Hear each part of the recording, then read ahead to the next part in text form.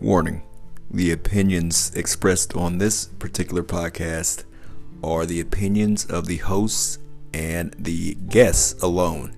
They do not represent the Army, the police, or anything else.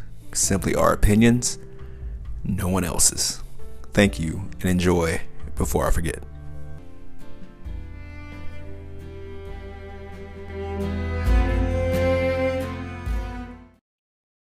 Hey, Tyree, Hey, what's up? you have a podcast, right? Yeah, I have a podcast. It's called Before I Forget. It's on every Monday and Thursday morning. Did you know about Anchor? Yeah, I know about Anchor. That's what we use to distribute our podcast. Did you know that it has tools that allow you to record and edit your podcast right from your phone or computer? Yeah, I knew about all that stuff, and we use it every single time for every single show for editing, right on our phone and right from our computer. Did you know you can distribute your podcast on different listening platforms? Yeah, we knew about that. We use Anchor to distribute our podcast to Apple Music, Spotify, and tons of other different platforms everywhere across the world. Did you know that Anchor is free?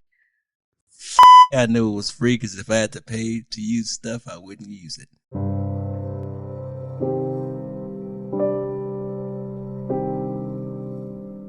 Yeah, definitely not wasting my time, but it's definitely like annoying as fuck.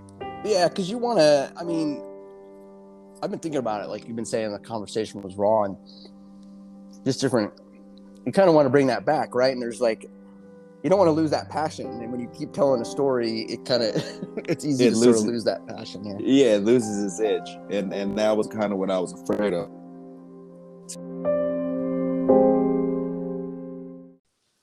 Welcome to Before I Forget. It's Tyree and Kevin here, and we have our good friend once again back for the first time for you guys, Warren Wessling. Go ahead and introduce yourself. Oh, hey fellas.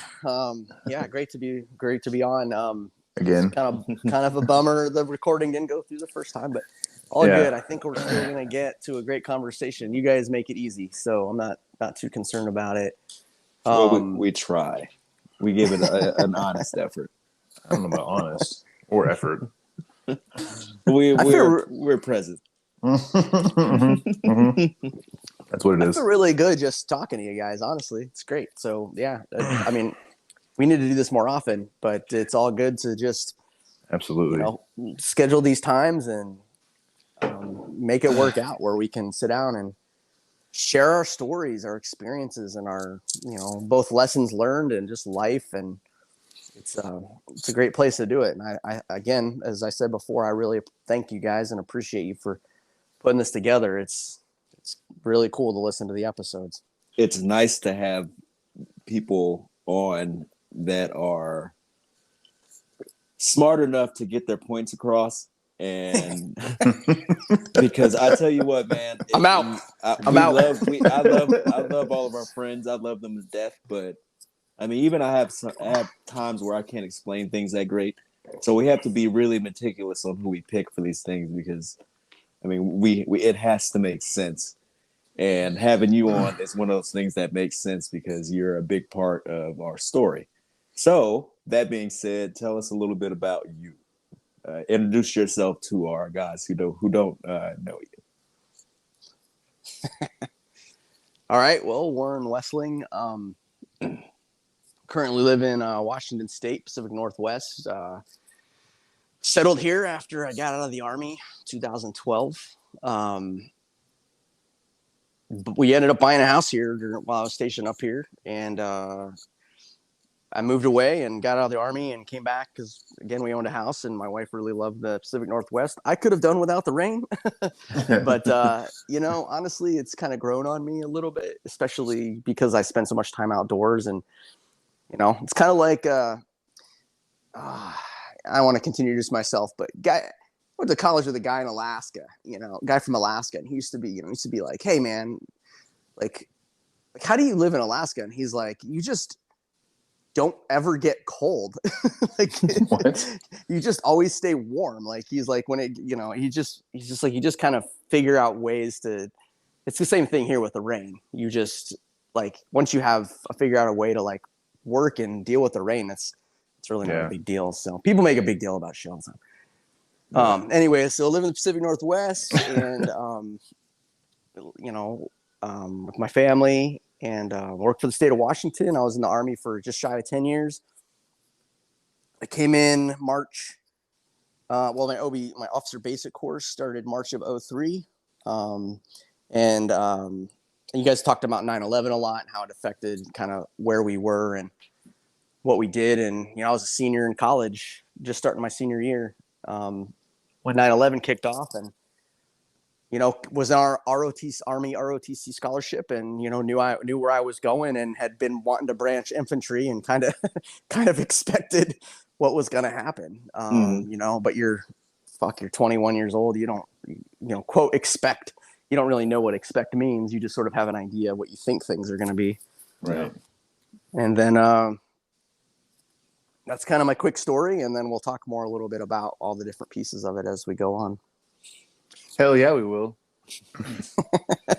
You talk about like living in different, him in Alaska or you up in the Pacific Northwest, and like it's just a matter of adaptability. You know what I mean? Like people are like, "How can you live in the South where it's so humid?" I'm like, you just get used to it, man. Like you just find ways to not sweat your balls off, which is impossible, but find ways to fucking deal with it. Not anymore, man. I'm from Florida, bro. I can't. I went back February 18. My grandma passed away, and I went back. This is February, dude, in fucking Central Florida. And I was running like 7-minute, 8-minute miles over distance up here because I was doing a good amount of running then. And I went in Florida. I could barely run a 10-minute mile. It was so hot. Yeah. I was breathing humid air. It was just terrible. So I was like, fuck that. I'm going back to the Northwest. Thanks. Yeah, it is pretty rough. But, like I said, you just kind of get used to things. I've been here pretty much my whole life. But, yeah. Like my Jeep, for example, like the AC went on it like in 2019. And I just have been putting off getting it fixed. So like in the summertime, I just drive with the windows down and just suck it up. You know what I mean? It's just heat. No big deal. What sort of Jeep was it? It's my 05 Cherokee.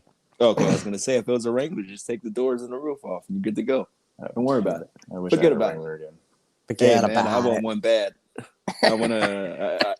We have a Gladiator, and my wife has a Sonata, and I'm like, I'm gonna fucking get rid of that Sonata so fast. If this show takes off, Jeep, you motherfuckers, slang me a Jeep on the low. I'll advertise y'all on the show. Anyway, that's neither here nor there. Hey, Hopefully man. we'll be there at some point. I'll throw a couple $100 your way just to help you out with it. How's that? There you go. There you go. That sounds good to me. Okay, so it's a deal. I'm gonna take that as recorded. Continue on. So, what caused you to? You say you wanted to go infantry. Yeah. Be in charge of some crazy killers, but you're a kid yourself. Like, what made you want to really go that route? To me, it was the only way to start in the Army. Like the naive, I've always sort of had a little bit of wisdom ahead of my years. And that's not me just saying, like, I've been told that a few times. Mm-hmm. And I don't know, I saw myself at 40 not carrying a rucksack. Yeah. But I wanted to carry one. I don't necessarily want to ever carry a rucksack, let's be realistic. But right. I wanted to like it's like this is the heart of the Army, you know? It's like, how do you do anything else in the Army without understanding or knowing what the heart of the Army does?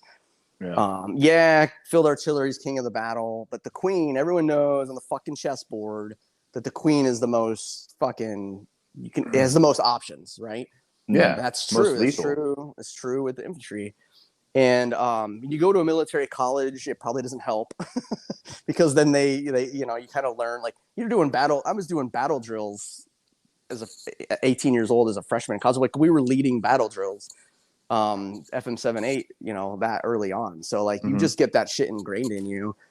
And I wasn't top of my class. I wasn't even close to top of my class. So I knew but I wasn't. You were there. I graduated. You were in class. You were president. I graduated. So C's get degrees. Yeah, whatever. I got a couple of C's there in the way. You know? C, all it means is see, I made it.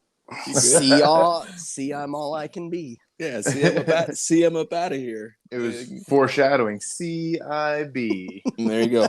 Oh, that deserves a clap. Well done. You need some sound effects in the background. I know. Oh, it's coming. It's coming. Don't worry. So infantry for me was the heart of it, and I knew I was at the top of my class, so I didn't actually ask straight infantry. I asked to be what's called branch detailed. So as an officer, you basically say, "Hey, I'll go do this other branch. This is going to be my career, but I want to go do this thing first." Okay. And so I chose, I did infantry and intel. Intel was like, cool, that's a cool job. I can do all sorts of nifty things. That seems like a good career in the Army. And maybe I can go do some special things like, whatever exists in that realm. Mm-hmm. Yeah. And so that was what I chose. And that's fortunately what I got assigned. So, okay. So with me personally, when I got down or when I arrived to basic and I was around other infantry dudes, because sorry, just like you said, like you pick that job and you're like, fuck yeah, this is going to be my job.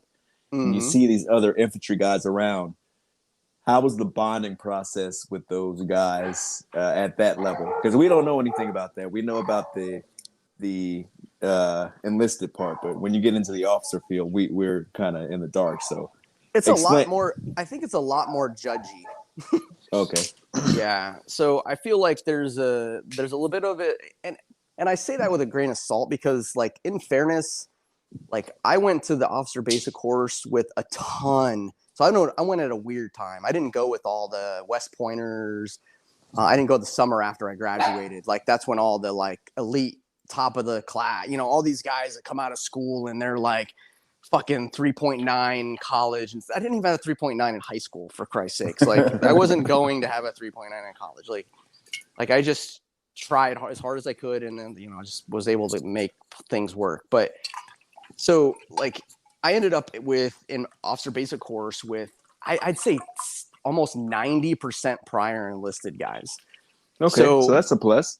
So I went to a military school, so I got the whole hazing thing, and let me, for all people who went to Virginia Military Institute, they do not do hazing. And also the United States Army does not haze either. We never have, and we don't now, and we never will. Right, yeah. Arguably, I really wasn't hazed. Like I like as far as the definition of hazing goes, but I went through like you're the lowest rung on the totem pole. Like I went through that whole thing, like what you would do in basic and similar type scenarios. Of course, you're in college, so it's different. It's just different. But so by the time I got there, like I just learned so much from these guys. They weren't all prior infantry, some MPs, and different kind of like on the periphery of infantry. Like you don't branch infantry as an officer if you prior enlisted unless like you really want to be an infantry person.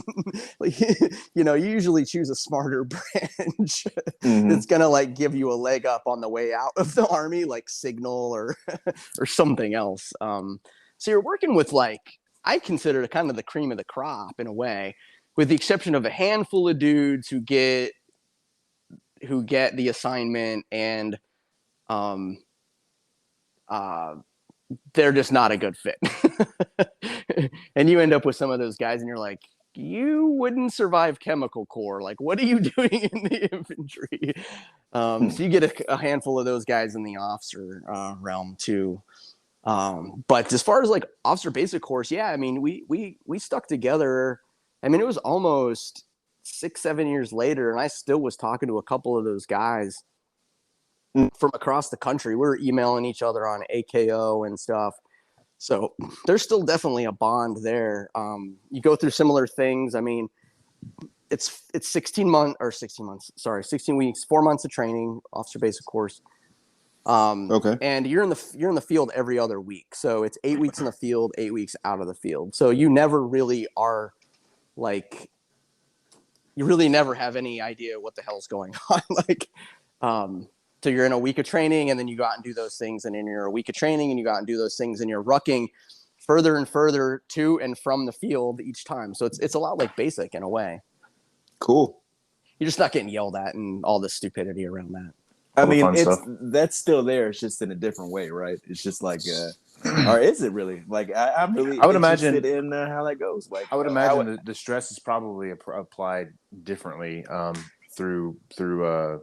It's more leadership focused. Yeah, I was gonna say more leadership or academic pressure to perform, because that's going to be your role from the start. You know, I mean, like you think about that, like you know, privates, you know, young soldiers. I mean, you got to worry about like, you know, being able to, you know, man the machine gun or put rounds on target accurately or walk from point A to point B without bitching too much. You know what I'm saying? Whereas like, you know, that's job number one as soon as you get your unit. Whereas a PL, you know, platoon leader, like your first job is now you're in charge of these 30 dudes that like to bitch about everything. So it's, yeah. They want you to be good at land nav, obviously, you know, to correct wrongs, to also like really understand. I mean, like you do get into some of the, like, I don't remember all the terms because I've been out almost 8 years, but you know, when you have a magnetic compass versus a map, you know, declination, that difference, just understanding difference, like again, academic kind of oriented, like the navigation's important, like, you know, setting the example, you know, being, you know, the last one there's a great book out there called, it's about Lieutenant Colonel wrote it kind of in the middle of the GWAT, How to Eat Soup with a Knife. And he had some really, really interesting points, terrorist stuff, but he talked about leadership. I mean, a lot of those kind of books do. He talks about leadership stuff and, you know, being the last one to eat, like you can be just as hungry as everybody else, but like, there's just certain things with set the example and do the right thing, you know, and you know, when shit hits a fan, like be someone that people can look to and be like, what do we do? And then be able to respond, you know? Versus, you know, some of the examples you saw in Band of Brothers. That's just such a fantastic series to share both great and absolute abysmal leadership type things. And, you know, you see on the battlefield when I can't remember the episode, it's like 6 or 7, but he freezes, you know, they're attacking from this tree line. They've been getting fucking blitzed for months with artillery. You know, when they were doing the rounds that explode like 10 feet above the ground. Yeah. And could you imagine being the middle of that? No.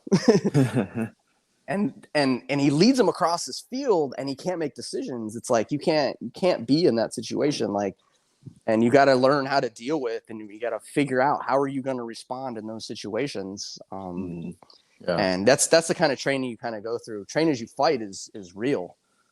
Another important thing about that is when you do have questions, you have people who know what to do around you. That leadership with that experience is key. Well, that's part of what you think about. Like it's part of one of the reasons why, like NCO boards, promotion boards for enlisted. One of the things they look for rather is when they ask a question, maybe you don't know the answer, right? Maybe you don't have the correct answer, but can you say answer, I don't know, but can you answer confidently? You know, I mean, I don't know is depending on who you're talking to, because some people want to hear an answer, right? But like, you know, I don't know the answer to that, but I know where to find it, and I will get back to you. Is a great answer. You know what I'm saying? Like, answer it with confidence, though. Like, answer it with confidence, because that's what they're looking for when it comes to leadership in the military or leadership anywhere. Really, they're looking for somebody that's, you know, confident and competent, or they were. That's a whole other thing that I could probably rant about for a while. So I'm sorry, go ahead. You almost have to have an air of arrogance, and you have to be able to set. If we don't talk about this today, I'd love to talk about it sometime with you guys. It just comes out somehow. But like, I'd been in the Army about 4 years, and I recognized, like, there are some people that, especially in the officer realm, but it's true and enlisted too. I mean, I saw it. I wasn't enlisted, so I can't say, but I could see it. There were some people that could just do the right thing, do good all the time. Like they were and those are some of the, like, I feel like, and I didn't work under Colin Powell, but I feel like that's the kind of like these like legendary leaders that you hear about, and then they also show up in different ways in the future. In his case, his political career, like Petraeus had a great opportunity to have a political career afterwards, and look what happened. He fucked around with some journalist. Like, you know what I mean? Like, and he was a guy that was he wasn't a legend in the army, but he was kind of like, he definitely had a lot of like good things going for him, and had done all the right things. And I recognized early in my career, I'm like, I'm not going to be that guy who's going to make general. Like, I am not this guy who, like, first of all, uniform standards are stupid. Like, let me just get rid of some of the most basic stupid things. To this day, they still bother me. Like, some of the standards we have about some things at work even are just annoying. So I knew that I wasn't in that top percentage. Like, I just knew that I wasn't there. That's just not who I was. But I also knew that, like, I really fucking, and that to me was what really mattered. So it was like, at the end of the day, if I always do the right thing by my people, like, I'm always going to be taken care of. They're going to take care of me. I'm going to take care of them.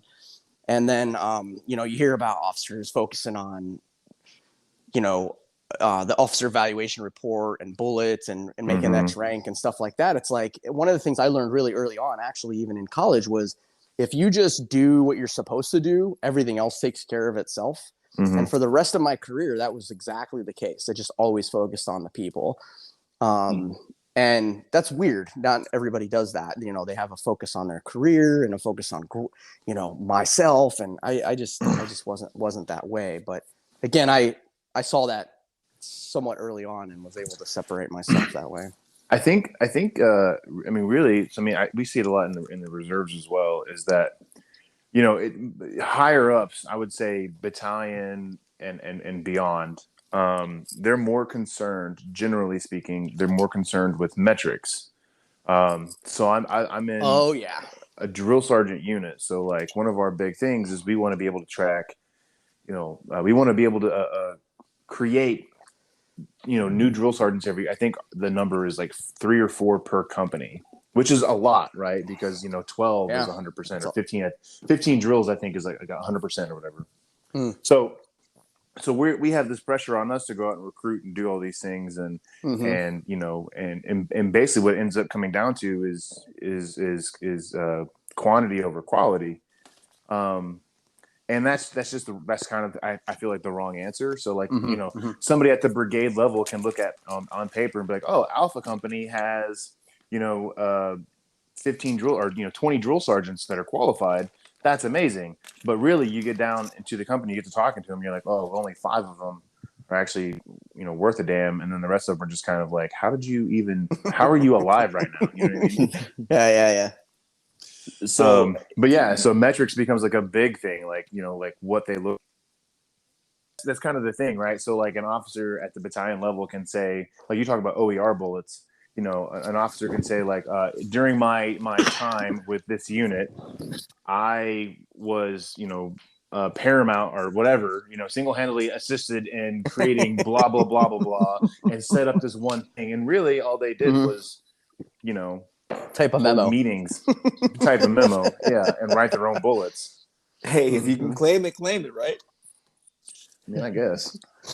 All right, so you brought up something, and you said something I wanted to go back to. And you said the General Petraeus, you kind of looked up to him a little bit, and then things went kind of south in his career. Truth, yeah. How does that affect you? Like, man, this is somebody who I'm like, this is something I strive for, and then he falls in a really brutal way in public. Everyone sees it.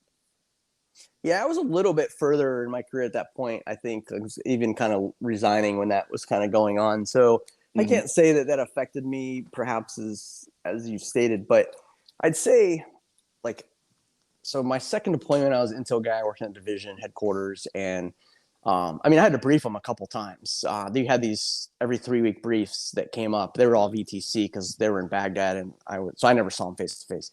Okay. So I had to brief them just this quick thing about we did targeting stuff. So taking down terrorists from the division level. So we're applying all these assets to find these guys.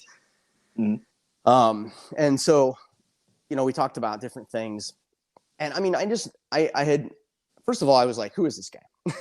Like, how did he become the leader in all of Iraq? So then I found out, oh, he was in Mosul and he led this thing, and then his history of, you know, blah, blah, blah, blah, blah. I was like, okay, well, he's, you know, he's obviously done all the right things. He's hit all the right gates. He's got all the right, you know, and then, so yeah, in a way you kind of look up to them, and then you see that happen.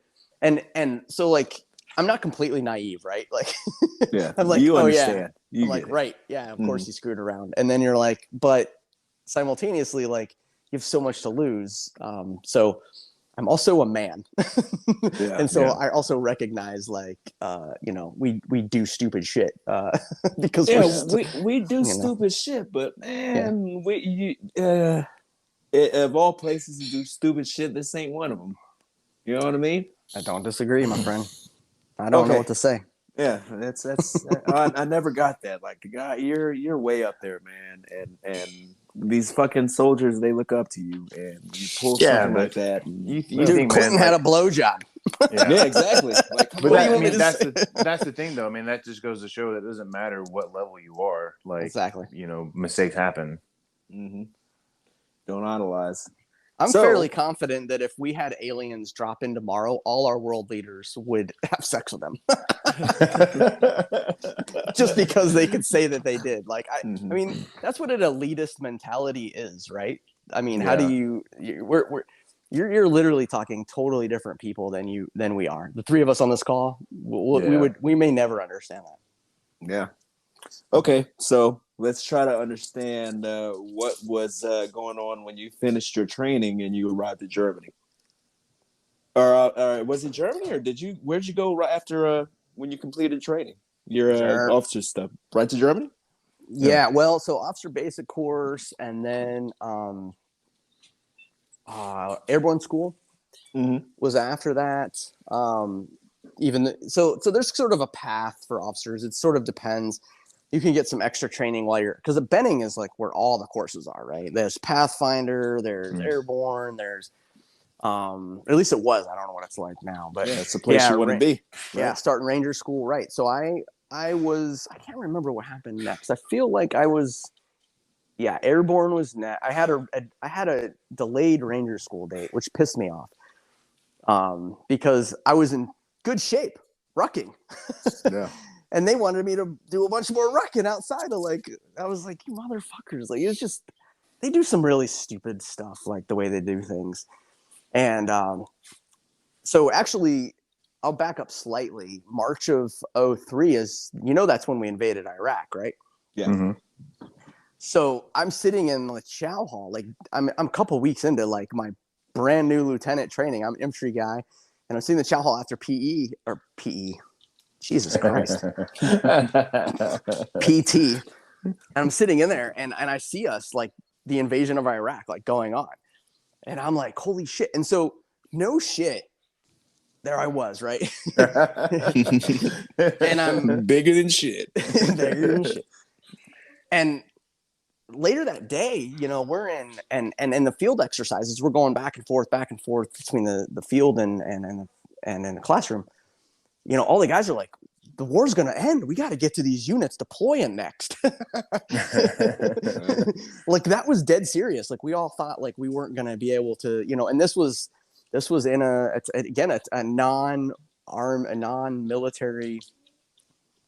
non-combat era. And this was a way to advance your career, and I'm in a platoon with a battalion with tons of prior enlisted guys. They're like, this is the time to go to war. Yeah, they knew what was up. They knew, like, with our track record with these kind of situations, we can blast through it pretty quick. Back then, anyway. 100 hours Desert Storm, right? Yeah. Mm-hmm. So they're like, we got to do this. So this is kind of this common sort of theme that's going on. And for me, like, again, I want to be infantry. Like, why would you want to be infantry and not actually do infantry shit? So of course I'm right up at the front thinking, this is what I want to do. I want to go be an infantry guy and shoot at bad guys, apparently. I mean, what else would you want to do? It's like we've stated so many times before, nobody goes out in the backyard as a kid and plays fucking admin. Yeah. You know what I mean? Some of the Army Navy game memes were great. Nobody nobody goes outside and plays Navy. It's so true. Oh, it's so true. It's so true. Yeah, exactly. Come on, man. This is there's a lot of different times where you have the opportunity to be a real leader of men, and now in this case, even women. Yep. Like, hey, you fucking take it, man. Anytime you get a chance, man, because you could be in charge of something like us. You could be in charge of us. So explain what it was like when you got to us in Iraq. I know we skipped over a little bit, but That's okay. Yeah. So I finished my training. My story doesn't matter. Everyone's got different stories of how they ended up where they were at. So I ended up with an assignment to Germany. I was at the time, my girlfriend, we'd known each other for years, went to high school together. And she was living with me in Benning, and I was supposed to be stationed at Benning. And so one day, prior service, sergeant first class, actually, Lurse guy, like this guy had done a lot of the good Army infantry shit. And he'd married a German woman, and he's like, I just dropped my Germany slot. I don't want to go back and ruin her citizenship. He literally tells me this, and I call up HRC, and it's not like you had a direct number to HRC. He's like, this is the number I just called. HRC is Human Resources Command. Yeah. And Thank you for that. so in my job at work, I've just hired a bunch of new staff, and acronyms are like a problem. So I'm in this like total mental state of explaining acronyms, so it's easy. So HRC, I called him up, and he actually gives me the number, and I happened. I mean, this was some of the weirdest shit that happens to you. And we were in the library on Fort Benning. I don't even know why I was there. Like to this day, I have no idea why I was in the library, but I was at the library on Fort Benning, and probably renting VHS tapes, because we used to do that. Jesus, dating ourselves here. Yeah, right. And so I was there. Hey man, what's going on? He's like, yeah. And so I get the number, I call. I mean, I'm not stupid, I'm naive but not stupid. And I call up HRC immediately. I was like, hey, this guy just stopped your slot. Like, I'd like to really go to Germany. And they're like, okay, And a week later, I had orders, but I was single orders because I wasn't married. And so, my girlfriend at the time, and now wife of 18 years, she's like, we'd already talked about what does it getting married look like? Like, I'm in the Army, I'm probably going to war. Like, what does that mean? And so we had some real conversations. And so I get home and I'm like, hey, so I'm going to Germany. You want to get married? And it just kind of went like that, it's really.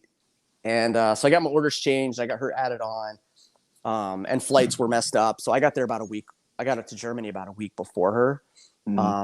And I was about a month before you guys were deploying. So I didn't know anybody. I was literally flying across the world. I don't know shit. I don't know anybody. I don't know anything about the unit. I know I'm going to first ID. I knew that was cool because I knew the history. Not that I knew the whole history, but I knew a lot of the 1ID stuff. So I knew that was cool. And so, I show up to, through a bumblefuck process of flying to the Frankfurt airport and them shoving you down in a basement. Yeah, it's really special. It was terrible. I laughed. I almost laughed the whole time. I was so tired from traveling. I just was like, what is this? This is the most, I'm like, am I going to get murdered? Like, like, this is weird. And then I show up. Yeah. And, they're like, we're signing you to the assistant S4, which is logistics for an infantry battalion. And you're going to support this captain. And, we're deploying in a couple weeks. Okay. And we're deploying in a couple weeks. Yeah. Right into it. I knew you guys were deploying. I just didn't know when. And because you guys have talked in past episodes about going to Turkey, not going to Turkey, what does all that look like? So I was in, I'm a new lieutenant, not a new private, like a guy who's going to help at the platoon level. I'm a new lieutenant coming in. you know, that they're like, we don't know what to do with this guy. Like, we don't even know we're getting these guys. I mean, the billets are all weird, you know, personnel's all over the place, and they're just trying to finalize orders. Torch party's already getting ready to head out, like down to Kuwait. Like, I don't even know what torch party means at that time. So you kind of get over there and you have like a lot of catching up to do, and really it's like trying to like get up to speed with everybody else. That's what it sounds like. Yeah. So yeah, I mean, you end up in this space where you don't know where to be and when to be there. You don't want to miss the plane. Like, what is going on a plane to a combat zone even look like? I know. Like, I don't have any gear. I have no gear. You know, they didn't give it. You know, we cleared CIF. I cleared CIF 3 weeks ago in Georgia. Like, I have nothing, you know, and they're like, be here at this, you know, and then you're doing RFI, you know, what was RFI stand for? Not a clue. It's been a while. Really funky. Rapid fielding initiative. Oh, okay. That makes sense. Sure. I have an insane memory of stupid shit. So you go to RFI and they're like, so now I'm in BDUs, right? And now we're getting DCUs, and it's like, oh, you got to wear this new uniform. So guess what? You got to do with the new uniform. You got to sew shit on there. Yeah. Right. Well, fortunately, I'd sewed a whole bunch of shit in officer basic course because you had to do all the, you know, I don't know if you guys had to do it in basic necessarily, but you got to do a lot of sewing. Sewing your name tag on this thing, sewing your fucking this, sewing that, like cat eyes on your hat and shit like that. Yeah. all the knucklehead shit. So I did a little sewing on my own, like found the barber shop, you know, I even got my German driver's license because no one knew what to do with me. And the lieutenant that I was kind of attached to was the Meadow. So the guy like you're least concerned about getting ready to field stuff, like the medical officer, the guys in charge of the medical platoon. Mm-hmm. He was the one I was housed with. and he lived off post, and I have a car, you know. This whole like, it was a whole debacle, man, like getting there. It was pretty funny. There's a lot of similarities with Stamper's story there, isn't it? Yeah, it sounds familiar. Like even down to getting hitched right before you come over. Yeah, I didn't listen to all the Stampers yet, but I did hear at least that part, and I found that kind of funny. Yeah. No, even you know, being off post housing. So like when Sabrina finally got over there, you know what I'm saying, like off post housing, and they didn't have a car, they didn't really know anybody. I mean, like Stamper knew people, you know what I mean? But like, yeah, pretty comical, pretty funny. Yeah, it's a common theme. So you got your shit together for the most part, and you know, you're established to where we're going to be established. What are you thinking about Germany while you're there? Your first little taste of Germany on your own. Did you ever have any time to check out the area and just soak it in for a minute? A little, not much. I was mostly worried about just kind of getting going, you know, and getting my wife there and getting her settled. She was nervous, you know. She's a couple years younger than me on top of it, and so she was a 20-year-old lieutenant's wife. So imagine what FRG meetings were for her, you know. Oh, like, man, yeah, it was brutal. Like, I remember calling her while I was with you guys, you know, downrange, and 6-8 months in or something, and she's like talking about FRG and this stuff, and she had some cool people. People were cool, and then some of them were like, you know, they were like, some of the, you know, enlisted wives are like, oh, you're man. I'm like, what are they even talking? Like literally, like, how does that? My mind just couldn't put it together. You know, it's like, that's just like, just ignore those people. Like, that's stupid. You know, and she's young and trying to figure things out. And so I was really just focused on kind of like getting her settled in. I bought like a $500 like Opal that had like it had a choke. What? A car with a choke. That's awesome. It was manual, so I like tried to teach her. She never drove the fucking thing while I was gone. It sat in the garage. Yeah, that's that fine Eastern Bloc European. She could never get the Opal. I think that's Czech. I think Czechoslovakia did them. Might have been French. Who knows, man? Yeah. I know French did Peugeot, Fiat, but I feel like the Czechs did Opel. It might have even been a German brand. It might have been part of the Eastern Western. I don't know. Yeah. Some of those Opels are mighty fine cars. Anyway, are they? Yeah, they are. Okay. You sound like you know. Yeah, I know a little bit about them. So as far as POSs go, sure. Yeah, it got you from point A to point B for the most part. And, it made noises, I'm sure, and it needed to be worked on, but it did it. It did it. Yeah. Okay, so okay. That's awesome. So no partying for you. No partying for you on the outside before you really got going with your career. No, like a couple German beers, like it's just kind of like, nah, nothing really. Yeah, no, absolutely no partying. Yeah, that didn't happen. Just trying to figure out where, like I said, just kind of trying to find my ass from the hole in the ground kind of thing. Mm. So you finally get your orders to head down range. What was that conversation with your wife? What your girlfriend at the time? How your significant other? We were definitely married, yeah. So because to get her attached on orders, obviously you have to be married. Yeah. So boy, could you imagine girlfriends attached to orders? Could you imagine nightmare of that? Fuck, man. Especially with young soldiers. Oh my god, so much. I love her though, dude. She is literally a stripper. You're not taking her with you. Get the fuck out of here, April. I'm tired of seeing you in our office. Stay out. We're gonna get a restraining order, April. Please, no more. Why April? Because April. I would imagine April would be the primary stripper name somewhere down. What do they call those strip clubs? 1 through 18, Thunderbirds or whatever the hell, Thundercats. I don't even know, man. But I feel like if your name is April and you're listening, we're sorry. Yeah. Like Tyree doesn't mean it. Candy with an I or something. Oh, there you go. That makes more sense. That makes more sense. Yeah. Listen, if you name your kid something like that, though, you deserve to have your ass kicked. You have doomed her. Yeah. Chris Rock said it best. Chris Rock said it best. My only job in life is to keep my daughter off the pole. Yeah, right. And one of the ways you do that, people who work on the pole, man. Hey, you don't make a lot of money. Don't hit us up with the.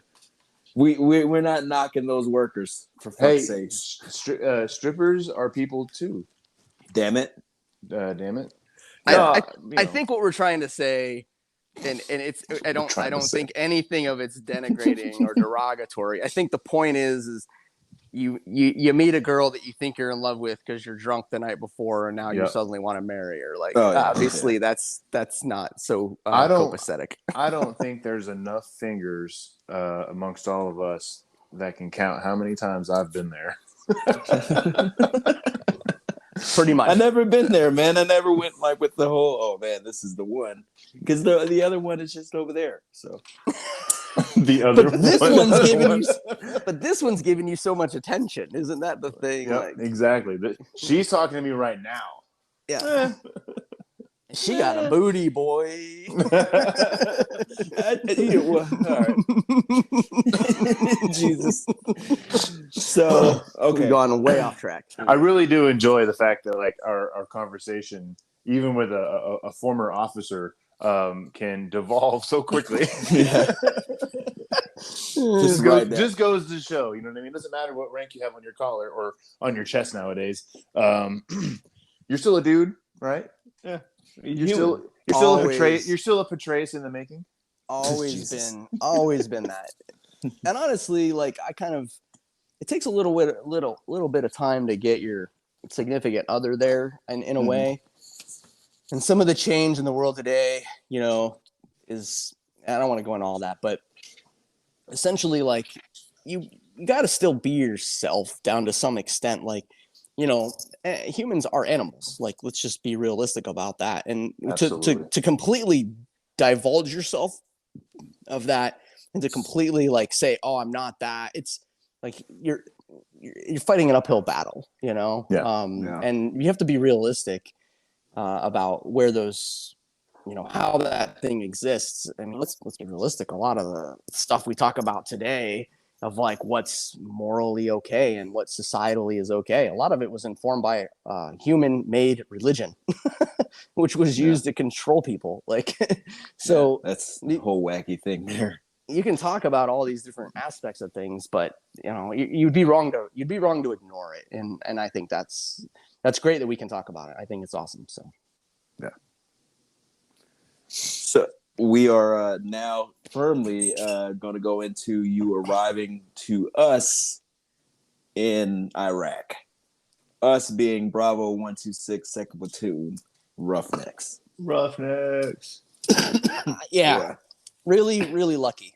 I stated that during our last call, and like that's to me like the epitome of how to explain arriving to you all. So, you're off enlisted guys, and you show up enlisted guys, and you're going to lead these guys, and you say, hey, this is who I am. This is what I'm here to do. You've been through it before, but I mean, you guys said it so many times in your blog about, building that brotherhood well before, not your blog, your podcast. Same thing. Building that just a different version. Put some respect on my shit. Get it right, motherfucker. I would punch both of you if you were here. Awesome. I would fully expect to be punched back, but I'd still punch you. So, like, just really lucky, they're like, hey, look, the company commander, you guys talked about Rockefeller a couple times, The Rock, prior service, experience in Ranger Battalion as a, the little bit of wacky first sergeant that we had at first was, but to me as a PL, you're not at all concerned about the first sergeant. Like, you're really not, unless you have a weak captain. But for me, I wasn't concerned. I didn't consider the first sergeant like an issue at all, like ever.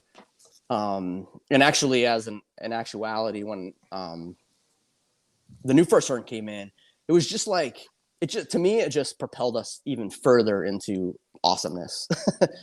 I felt like Amrock was the guy, and then like just having that, and that's what a first sergeant's supposed to be. And a guy is a brand new first sergeant, just promoted from sergeant first class, steps in, and he's literally the rock. Like, everybody can rely on him, to do the right thing all the time and to just be like just consistently awesome.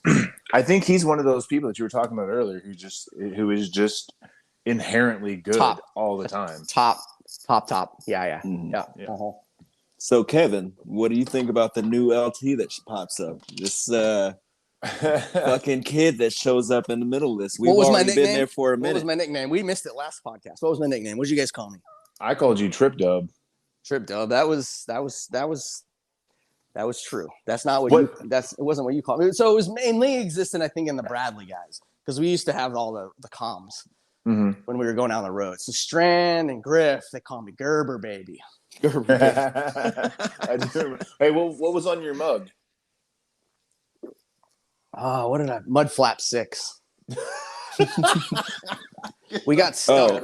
We got stuck down by the river. Remember the one time that I got the Bradley stuck, and I get harassed for it, you fuckers. And it gets etched in glass. Yeah, you fucking assholes. That's hilarious. I called you Trip Dub though, just because your name. Yeah.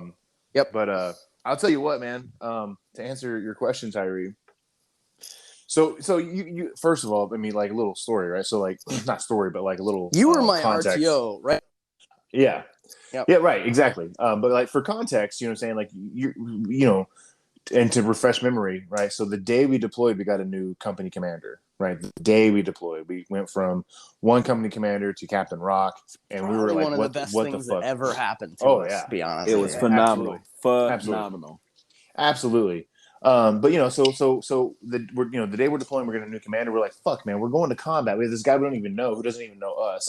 So we're stressed about that. So like that's just the thing. When you're going to combat or you're in combat, anytime you get a new leader of some type at some level, there's some concern. And so I'm like, and Lieutenant Gunther, now Colonel Gunther, was just phenomenal. Was just a great dude. Like I have my reservations about him, but he proved himself time and time again. And so, so I'm like, fuck, man, now we got a whole new lieutenant that we got to worry about. And, and by when you got there, did we already have Sims or were we still with Salinas? Salinas. Yeah. So we hadn't even crossed that road yet. We're like, fuck, we're getting a new first on it.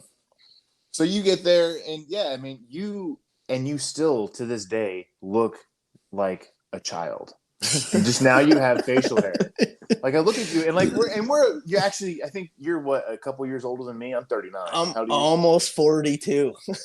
Yeah. So you're a couple years older than me. I'm like, look at this fucking baby. You know what I mean? Even I thought the same thing. Like, man, this fucking kid, this fucking guy smiles. What is like this? Fucking bring your fucking kid to war day? Yeah. No shit. I just a couple days ago, and the lady thought I was like in my 20s. That's awesome. Yeah. So it's still don't crack. White don't crack, I guess.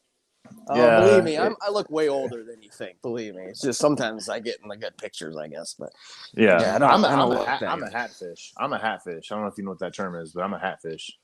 I look young with a hat on, and I take my hat off. Like, all right. That's because you're balding and you were always ugly. Like, what do you want from me here? Wow. You had the double whammy, balding and Hey, I mean, there's no chance. At least I have. I don't know what I have. I have nothing going for me. You're tall. I'm tall. You're tall. I'm tall. I have tattoos. That's cool. You had a pretty good nickname for a while there, but I'm not going to repeat it. Wait, which one? Which were you talking about? Horseface, or are you talking about Schwanz? Or was there? Clip Clop. Oh, so you know what? They called you horse for a reason. No, that started in basic training. A dude named Infanger called me Horseface Johnson. Apparently, it was one of the people in To Hell and Back by Audie Murphy.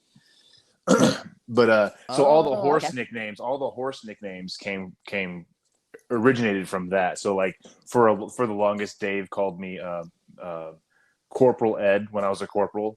And I remember that. That was funny. Or Hill John Go, But then I was also, my nickname was Schwanz or Schwanz, which was really funny when we were out on the economy and I'd be talking to a German girl and like King would come up and be like, hey, to the girls, hey, ask him his Spitzname. And she's like, what's deine Spitzname? And I'm like, oh, it's meine Spitzname, Schwanz. I'm like, and they started to giggle and shit. And I'm like, it's not for what you think. It's not for what you think, I promise. Yeah. So I have to explain that Johnson in America means the same thing as Schwanz. But I thought it was because of the penis haircut. No, man, that was long before the army. Thank you, Tyree. Hey, Tyree. We had sound issues last time. Yeah. I've been hearing a little bit of back and forth. Maybe we'd take a short and then we can just reconnect, and that way we make sure that we're not like. That's a good idea. That's a good idea. We'll take a break.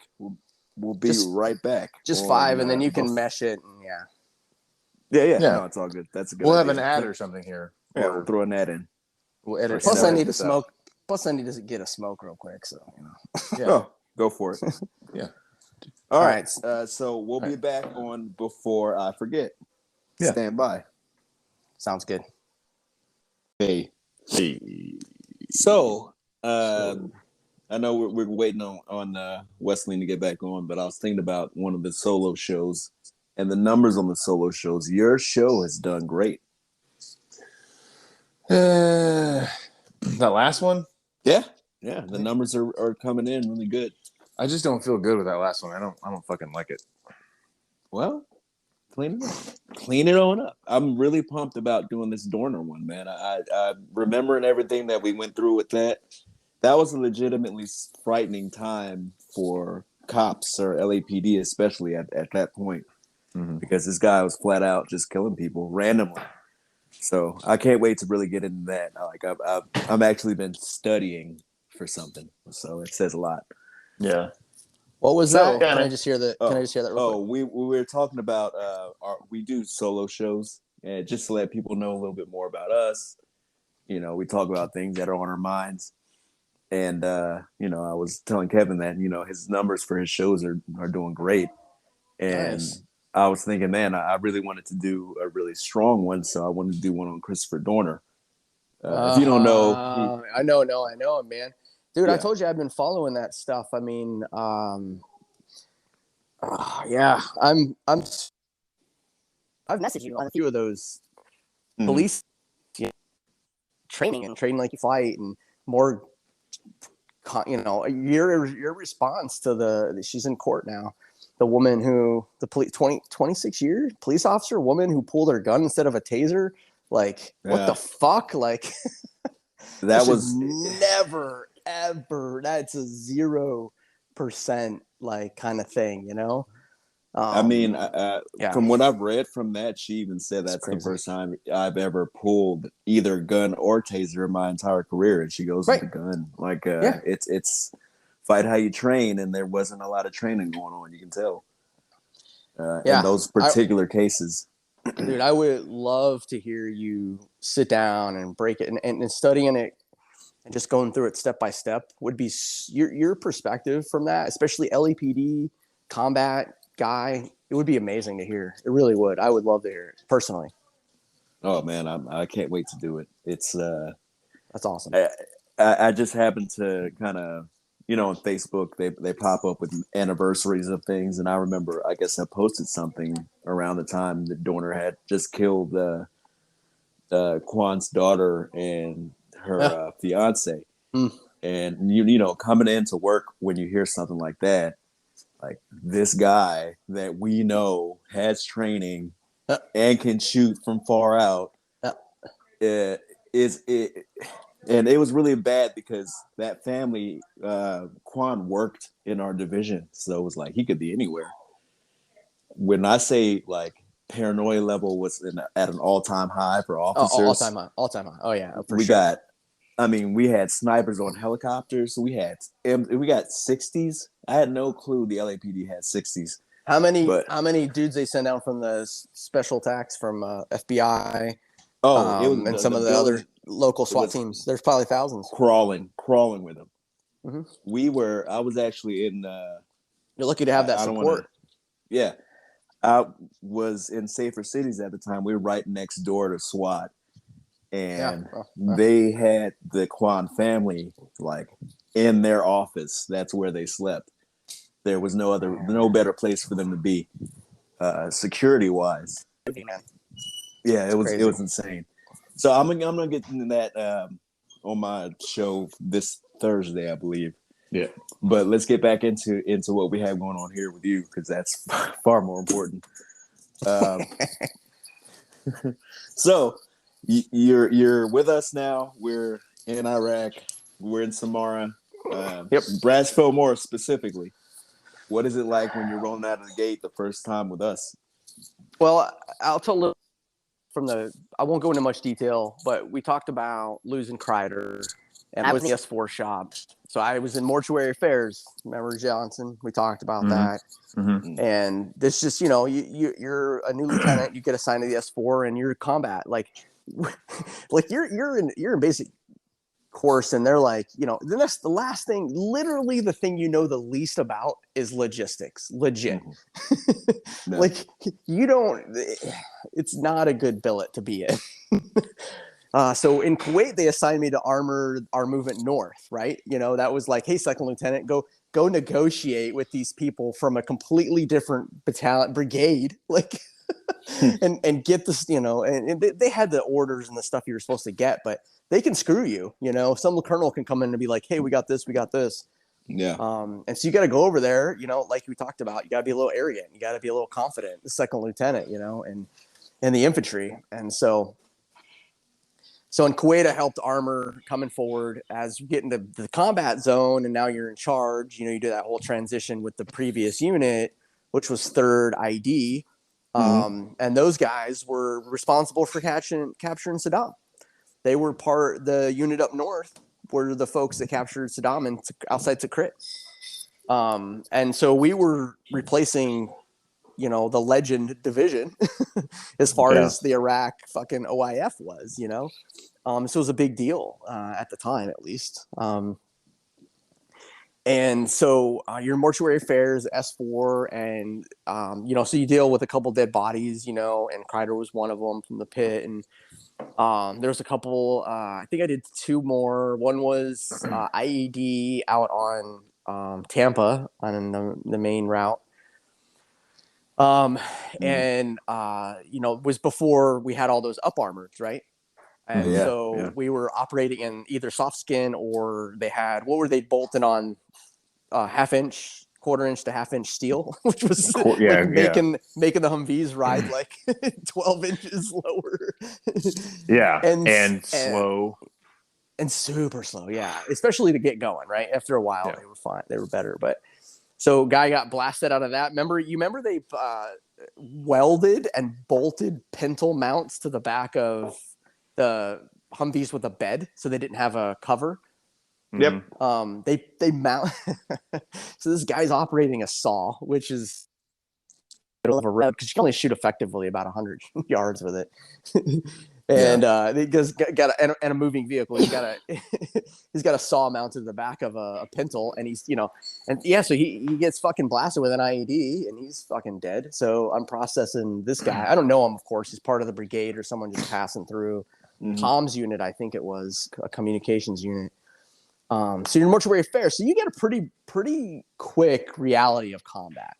In a way, almost, and that's why I really use the word lucky, because like, and then I arrived to you guys after doing that, and that was like in between. I mean, I did it for what were there, close to 3 months, 2.5 months, about 2.5 months, depending on which party you arrived with, of course. But to the main body arriving. And then I came to you guys, and I came to you with this perspective of kind of knowing like where we were. You know, I listened to Easter Sunday on the radio, right? So I was in the talk listening to that, and so I was understanding the dynamics. Again, lucky to be on shift and in the talk while it's happening, and to hear like what was going on, to debrief it as a unit, you know. That's huge, you know. So I came to you guys with experience like that you wouldn't have expected, and I don't know if I even realized myself at the time. It was almost like I don't know, like what I'm trying to say. I mean, just an outside awareness of it.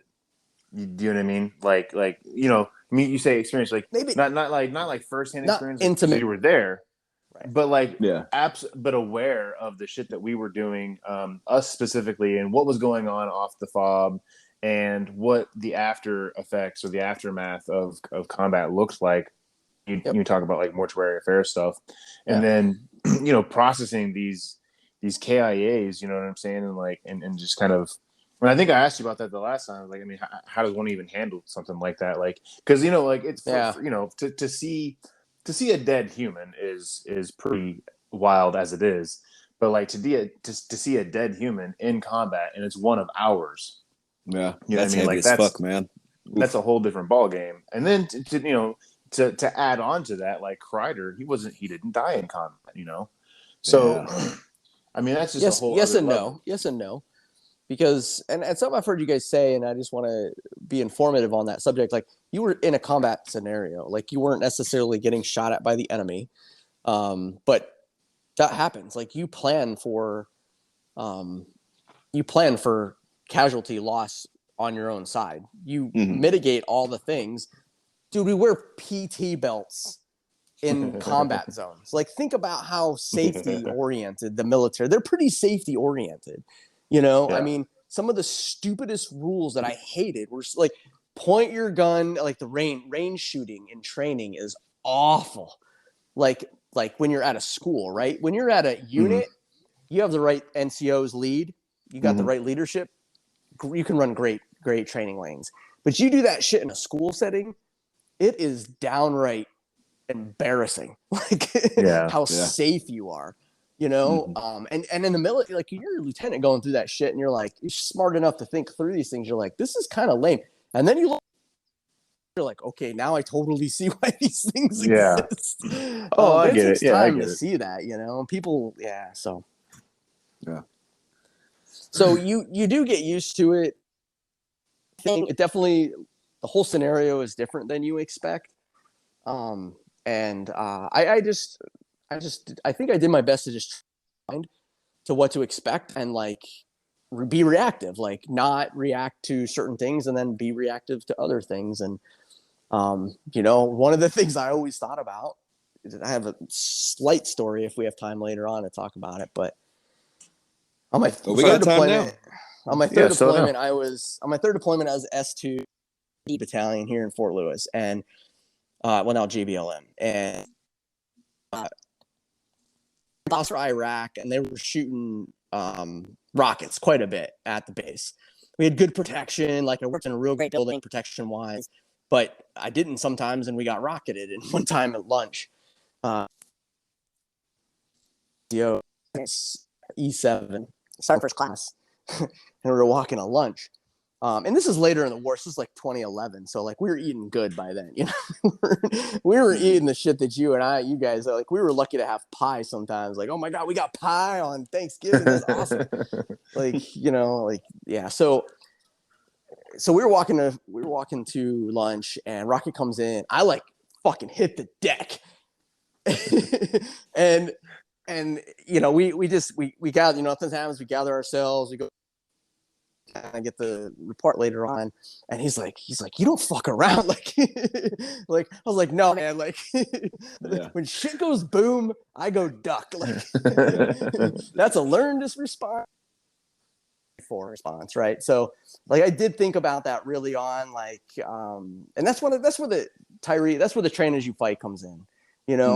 Don't do combat. Don't tell cops you're going to be in combat scenarios and not teach them combat scenarios, exactly. whether it's hand to hand or whether it's small arms tactics, even minor SWAT training. Like there's no reason that basic cops.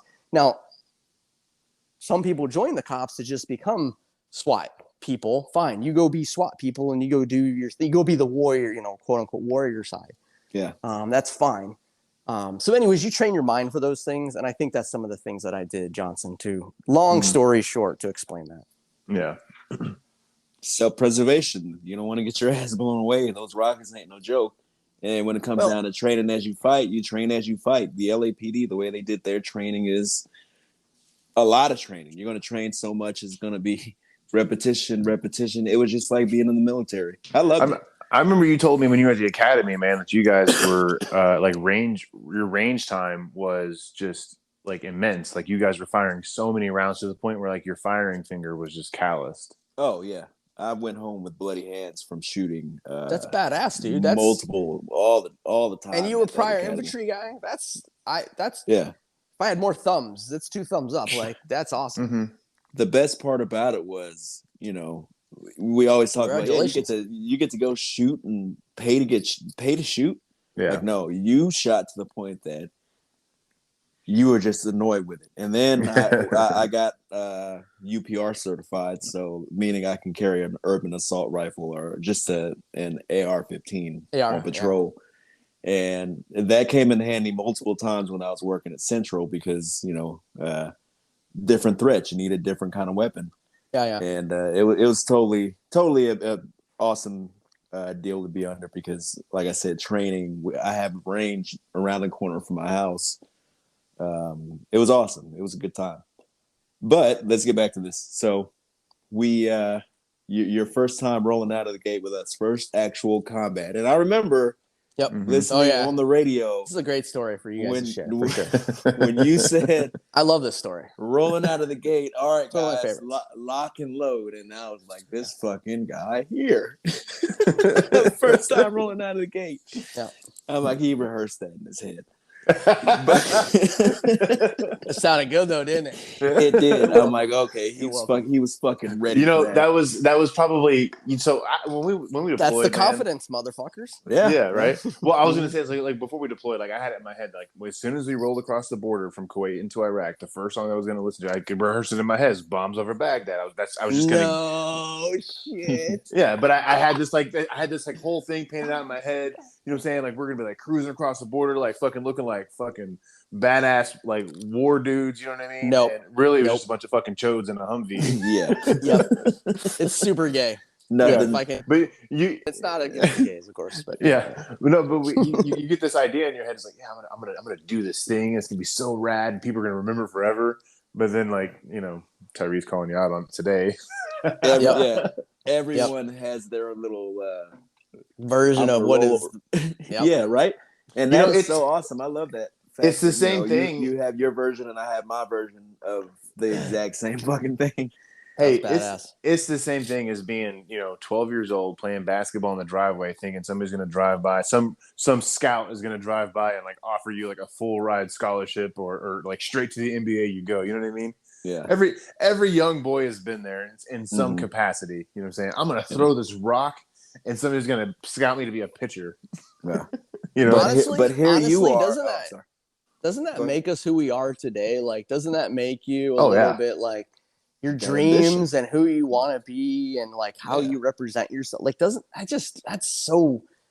really impactful, really, when you think about that. You need that. If you don't have that, then what the fuck is the point of doing anything? And I kind of wanted to. I don't know if I succeeded in doing it, but the last episode we did with about ego or whatever. The last one that I did talking about ego type stuff. It's like, it's necessary in some ways because it is like the driving force in your performance. You know what I mean? And how well you do. Yeah. And it's exactly what you were talking about earlier. Saying you have to have that confidence or that almost cockiness about you. This ego about you. It's like, yeah, I'm the baddest motherfucker here. Yeah. Just to prove everyone wrong. And you get tested after that, and but to prove everyone wrong, I wrestled 103 pounds my sophomore year in high school. I got left behind at wrestling tournaments because I was forgot about. Like I was in a situation where I was always after that. Like being the infantry was a little bit about proving myself. Absolutely, 100%. Tyree, you nailed it. I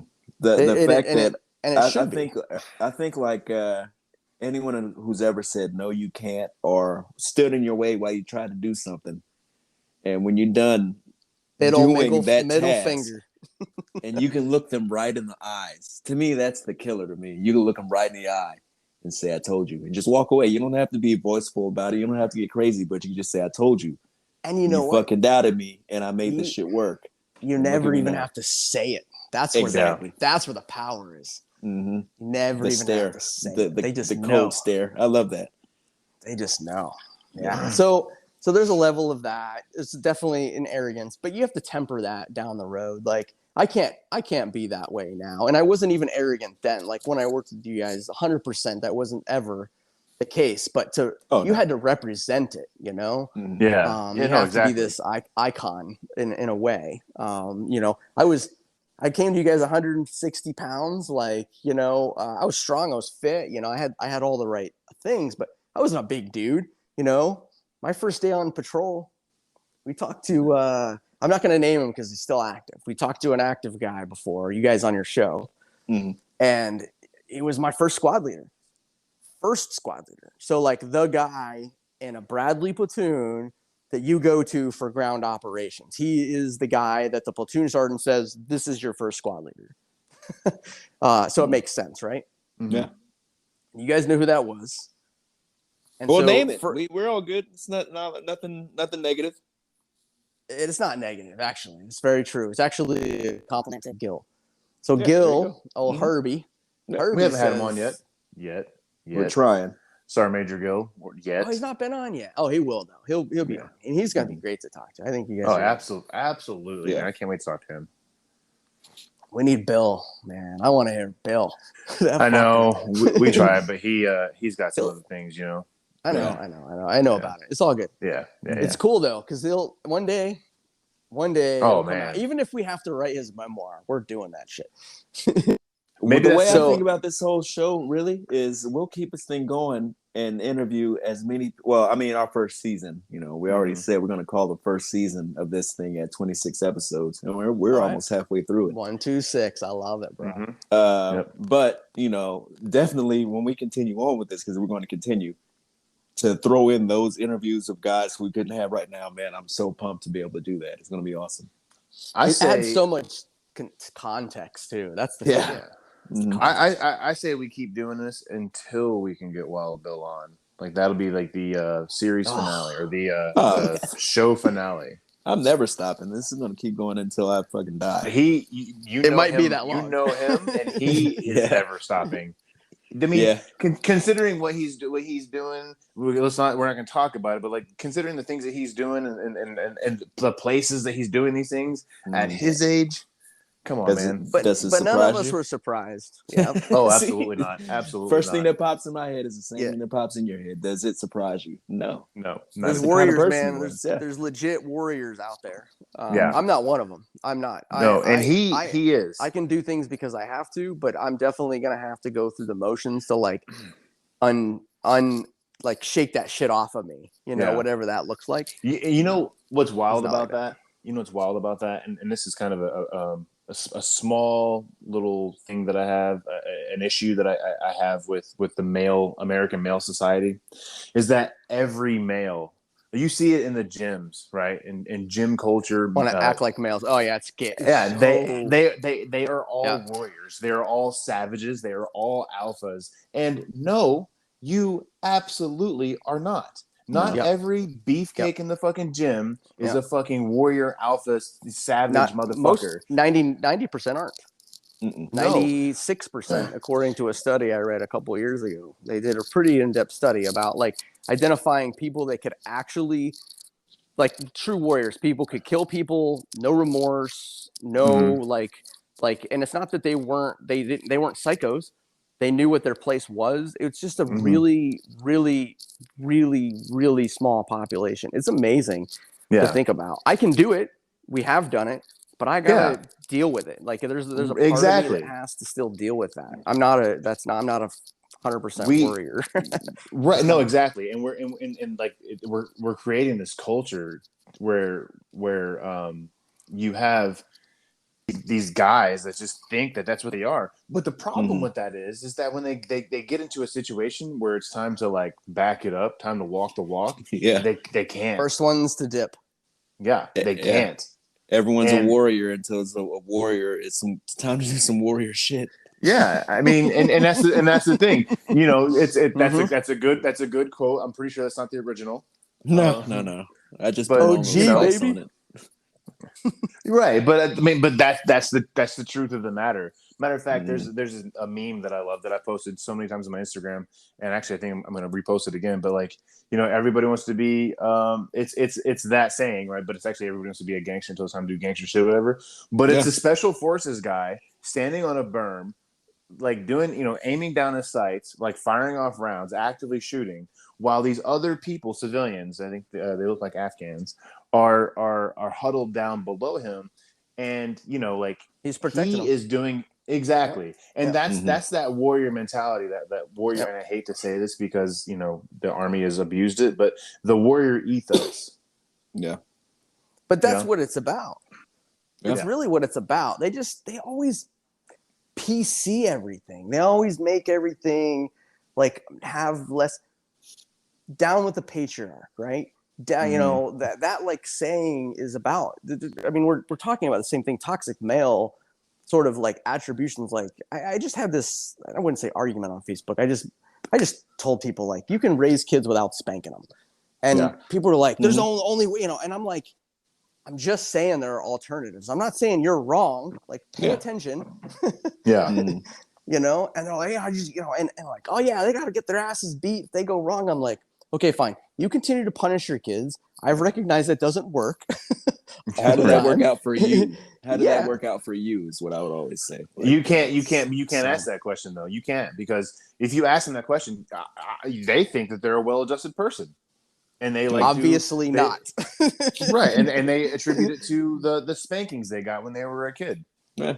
So it's interesting conversation to have, the warrior and the toxic male and like how these things exist. It's like, man, we're legit infantry guys. Like we got shot at a lot. Like we shot at bad people, or what we assumed were bad people, based on what our rules of engagement were at the time, and we, engaged as you're supposed. Like we did our job, and we can do that. But the people out there that can really live, that's their lifestyle. Like that's just like when you talk about the animal part of who they are, that's who they are. Very, very small percentage of people. It's all the rest of it's fake. Yeah, exactly. And you're right though. Like, so, and I'll say, like, I mean, I definitely suffered a little bit here and there with some things. I never had a problem with doing the infantry specific job of closing with and fighting the bad guy. But, like I just hated the leaving and all of that stuff. But so I guess really kind of what I was getting at though earlier is like to be able to say that, to be an infantryman, right, which is the warrior class in the Army, in the Marine Corps, is, and to say that like I'm not truly a warrior, I can go through the motions. And it's totally possible. It's totally possible.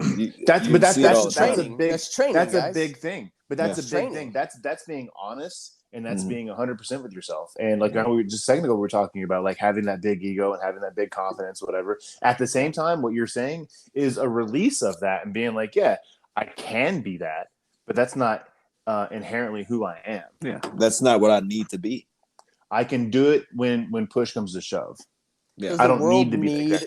Does the world need everybody killing each other? Like, let's think about that. Yeah, that is an excellent thing to bring up. Like, do we need, or do you need to be this fucking crazy psychopath warrior kind of guy all gun the culture time?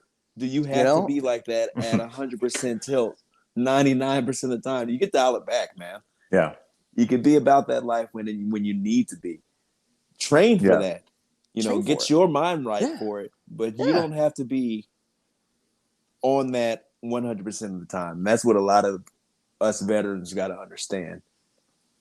That man, we can talk about it, but we have to learn how to dial it back a little bit, because turn the switch off and on, maybe. Yeah, like that was one of the things. Did we go back and kill each other back at the base? No, we became stronger and stronger brothers. Like we did the things that we needed to do to decompress. We made sense of things that are, most normal humans don't need to make sense of. Yeah. In a way, I'm kind of really glad we brought up the animal thing really early on this conversation, because I kind of keep wanting to go back to it. Is, as animals, we were there we're so much more simple. We're fight or flight, we're protect or kill.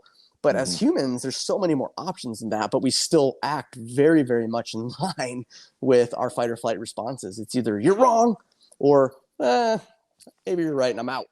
And we very rarely can engage somewhere in between those spaces where we can be less of our animalistic selves. It's just really intriguing how that can play into all of this conversation with the warrior mentality and how you prepare yourself for combat. Yeah. And whether you're not, who knows if we did it effectively or not, or what, some of the things that you go through. But, my first mission out with you guys, we're headed out of the base. I was really excited to be out. I'm kind of adventurous anyways, so I wanted to be out. I didn't really, I couldn't even, it was really weird. Like they wouldn't assign headquarters staff with fob protection except for the front gate. I think we had a small rotation there. So you guys would rotate for a while in a week. I think it was a week each thing. It was 1 week patrol, 1 week downtime / maintenance / QRF, and then 1 week of force protection. So you would guard the base. That's what we did for a while. And like they wouldn't even assign us to that. So like it was really weird, because it was like you start getting concerned a little bit, after a couple of months. You're like, I haven't shot my weapon.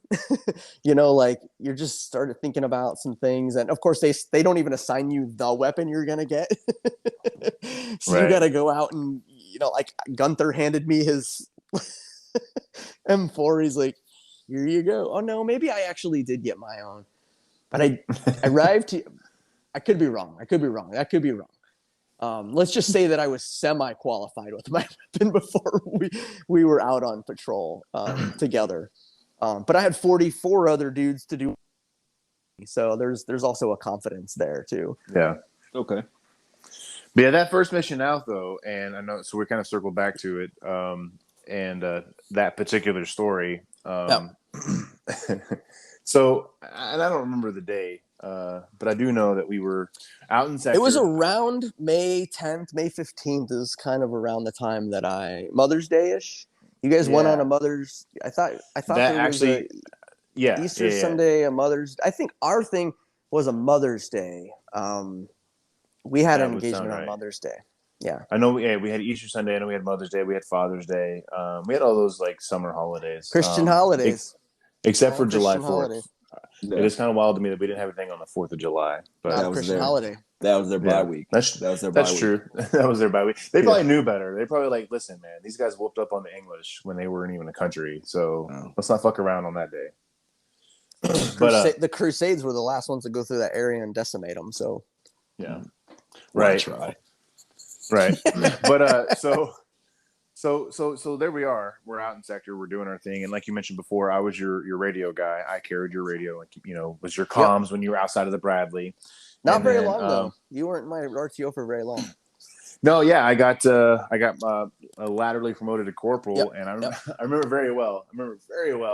Walking through the little grain pad that all of our chews were on, and I was with Wild Bill at the time, and First Sergeant Salinas walks by. He's like, "Hey, why do we have a corporal as a radio guy?" And I was like, "Finally, I'm going to stop carrying this fucking radio." Hated it. You hated it. I did. I did not. I didn't want to be the radio guy. Sergeant Swaney made me be the radio guy, and then I hated just stuck. And so I was like, finally, I'm going to be like a team leader or something. I'm going to get like an M4 or something cool. You know what I mean? They got to hook me up. They put me right back on the fucking 240. Line. Son of a bitch. You're 6'1", bro. The big guys carry the heavy shit. That's the way it works. Man, yeah, no, you're right. Yeah, I mean, and I carried the fuck out of that gun. I was a 240 gunner for 2.5 years of my active duty career. So you were good at it. Very familiar with that gun. Still am. Hey, I got a question for you, and a guy we haven't heard of, and I'm so glad I remember this. Corcoran. Where is Corcoran? I have no clue. Alaska guy. Dude, I saw that dude shoulder a 240 and fire that fucker accurately down an alleyway. I was blown away on that, man. I can't remember the mission because that shit all blends together. Yeah, Corcoran was for everyone else. He was a guy that was in Sergeant Gill squad. He was in my squad. He was a good dude. This is a young notch kid. Yeah. Top notch. Good kid. Yeah. Smart kid. Oh yeah. Find him.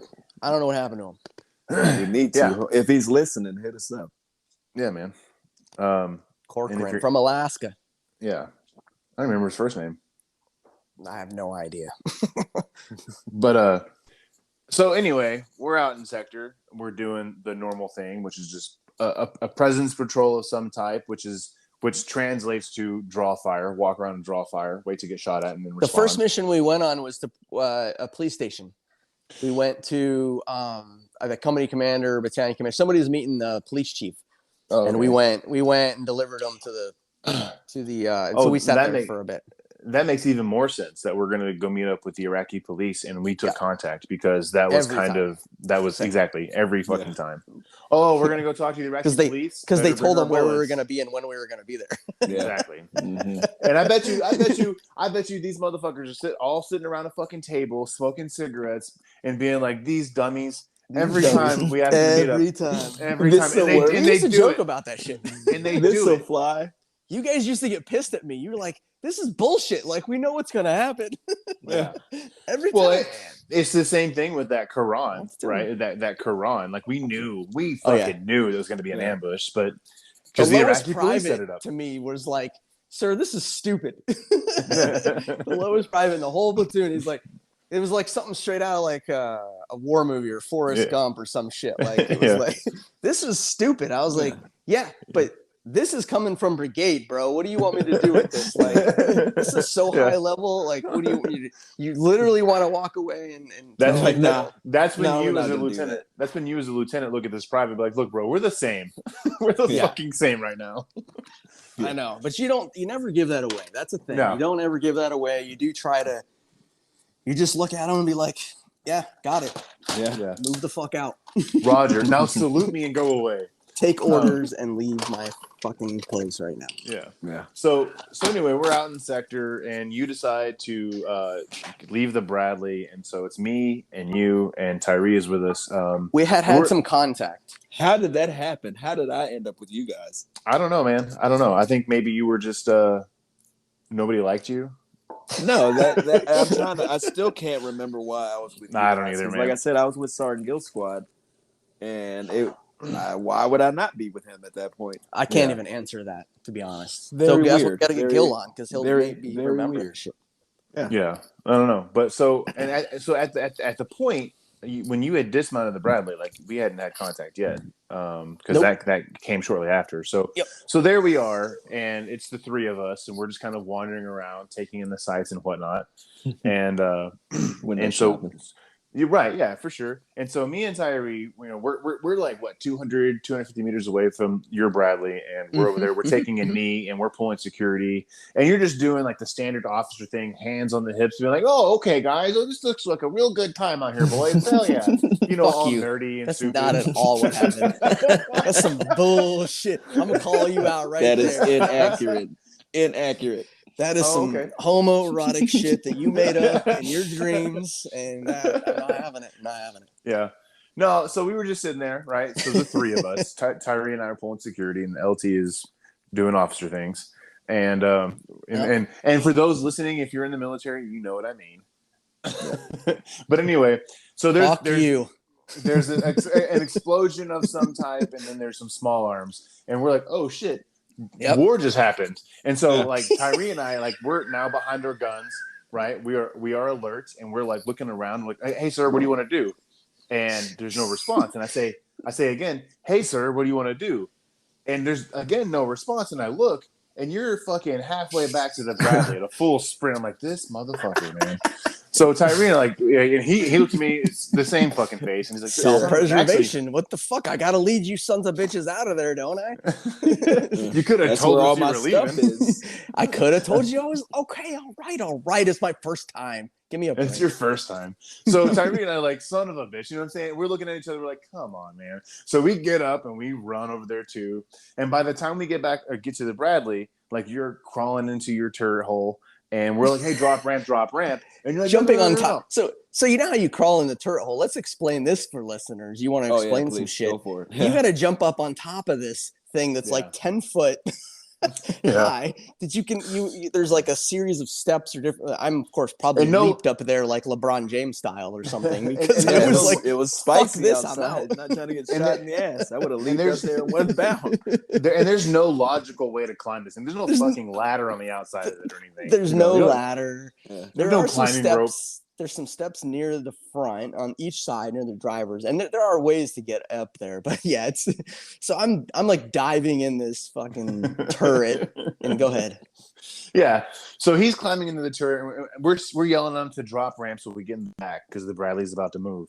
And he says, no. We're gonna go down this alleyway, and we want you two to cover pull security for us. I'm like, what? You're a Bradley. You have armor. But it makes sense. I get it. I get it. Right. I think actually the last time we smart talked about enough at the time to know that. No, we got it. It was just that's proper infantry tactics. It was pretty spicy outside. That's what. And we didn't want to get shot either. Yeah. Sorry, that's your role. The spice kicked up quite a bit. Shouldn't have been enlisted. You fucking peasants. So we go down this alleyway though. We go down this alleyway. I love it. So I'm on the right side, Tyree's on the left side, and we decide that we're going to cover each other over top, right? So I'm looking at the rooftops above him, and he's looking at the rooftop above me, and then occasionally we cycle through, looking down the alleyway and looking forward into our six. And we're moving down this alleyway. Nothing really happened. You can still hear small arms and some other bullshit going off in the distance. And we come up to a T intersection, and you tell us to fucking come up. And now you want us to pie the corner and make sure that it's safe for you to pull out. Yep. Like, son of a bitch, just pull out. Nobody's gonna shoot you. You're a Bradley. In the whole hindsight, time, it makes perfect RPG sense to the rear get of the hit. Bradley would have Exactly. You don't want to killed get all blown of us, away. Yeah, that would have been all bad. including Yeah. the 3 people inside. Yeah, no, I was just really salty, okay, because New lieutenant is fucking my day up. yeah, He's trying to well, get me killed. he left me behind. He made me sprint. You know what I mean? I don't run. That's bullshit. And I had the radio on my back, so I'm like, I don't fucking need this. So I take it off and I hurled on top of the Bradley. I'm like, I'm just done with this thing. Yeah, we pull security. On I remember that you corner. tossing it up there too. And I was like, what is he doing? That doesn't make any sense. It I does. thought, like, it does. Actually, at the same now time, I'm like, what is he doing? You know well, what? here we I go. didn't realize at the time that you were so salty about all that, but now it Yeah. makes a lot of sense. Dude, I hated being the RTO, man, because like, so when we were doing that Quran mission, that Golden Quran mission, you know, saying we took the indirect, and we took, you know, all this other bullshit going off, and like I have the radio, and I got Sergeant Winchester in my ear, Sergeant Smith in my ear, Captain Rock in my ear. And like everybody, You weren't the RTO very much after that. Actually, if I remember, I think that's where like you were. That was like kind of where it ended.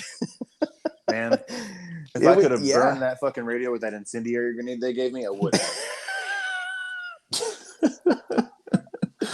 I mean, it is. Don't be wrong. It is cool to kind of to have that in your ear, so you can kind of hear the whole what's happening on the battlefield everywhere else. But I would rather have been out there fucking, you know, shooting and moving. Yeah. So that's why I was excited when the first arm was totally. like, take him away from the radio. And I was like, finally. And then they give me the 240. I'm like, son of a bitch. Stationary again. They give you a heavy ass weapon. Yeah. During that whole thing, did we engage anyone? I did, kind of. So a car had pulled up and stopped and started approaching. And I kept, you know, I did the 4 S's, the shout, show, shove, and shoot. And I shouted. I didn't shove. I shouted. I was like, go away, go away. And he kept on walking. And so I pointed my weapon at him, and in my M16A4, I pointed my M16 at him. He still kept walking at me, so I just shot at his feet. And I swear to God, dude, this dude hopped up off the ground and just like in the damn cartoon, sprinted away. Like he never straight touched out the like ground Wile E. again. Coyote shit. Oh yeah, absolutely. I was like, holy shit, that's amazing. It works. Yeah, yeah. That shit's he real. understood at least. Yeah, thank God. He got it. Yeah, I mean, you shoot at somebody. If somebody shoots at me, no, I understand I'm doing something wrong. I get it. Yeah. My bad. Yeah. Let's reassess. Something tells me something about guys by a water tower. Was that us? Oh yeah. I want to say that was us. It was a possibly RPG team or. So we had. I want to say two or three missions where we took RPGs from a water tower. Yeah. So one was the first mission, one was the Koran mission, and one was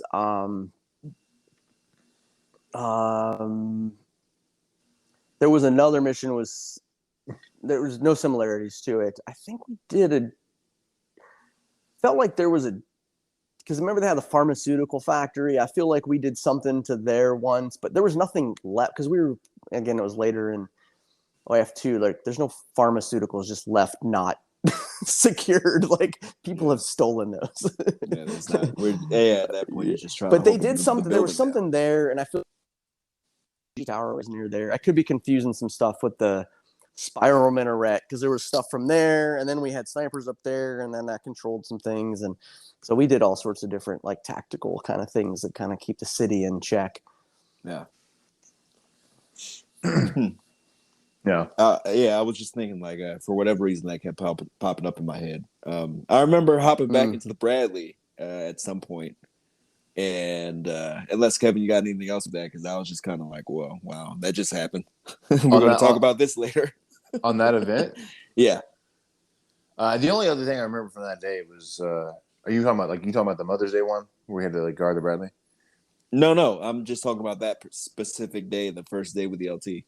That was. Oh yeah, no, yeah. So the only other thing I remember about that is I don't remember which track it was, but they engaged a vehicle and destroyed it in place, and it just so happened to be the direction all of the Bradleys were oriented.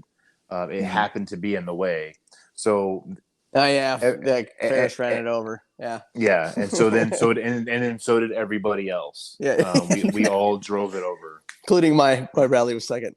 Yeah. yeah. And I just remember being in the back of the Bradley, being like, hey, there's a car blocking the road, we can't get out. And somebody just, I think it might have been Ferris, Run it fucking over. just run it over. So we did because he's like, run it over. I'm pretty sure he's dead. Yep. And so we drove it over, and then I remember going over. It's like, oh, we're driving over a vehicle and a dead guy. Yeah. Just right there below me, just right there. Yeah. Because you were still on the so you didn't turn the radio off when you got in the back of the Bradley. That's interesting. So no, I'm telling you, like anytime I was in the back of the track, you were always listening. I was always listening. Yeah. Oh, okay. Yeah. Even so, there was one night we were doing a move into contact to assist Alpha Company at night, and that was the night that I fucked up my ankle and I was out of commission for like a few days. But it was really funny. So that's actually a funny story. So we were moving, right? And I was moving with Sergeant Gill's squad. I don't know. I think you were still in your Bradley. So I was moving with Sergeant Gill. That's probably why you and I were together, Tyree, that day, is because when LT was in the track, I was attached to the first squad. That's what it had to have been. Yeah. And so you were left behind to assist in basically security. Because I was always with Gill. Yeah. For a while, at least. Until like I was capable of taking care of myself. I think that because back Bill made a lot of he made a lot of those decisions that I wasn't even aware of. Like that's where strong first sergeant's really important. Yeah. And so there's decisions made behind the scenes, like they're not including the lieutenant on stuff, you know what I mean? So I'm taking orders from multiple parties, but also like in the mix, like making decisions and, making sure that like, hey, this guy passes a few like common sense tests before we like actually let him be in charge of these people. So you guys probably don't see that. I never saw it, but it's happening. And that's why a strong platoon sergeant's good, like leadership matters. It really matters. It really matters. But yeah, so we're doing that movement to contact, and we're running. So I already had some ankle problems. I'd already fucked it up earlier that year. I'd fucked it up several times in Germany, and in basic training is where it all started.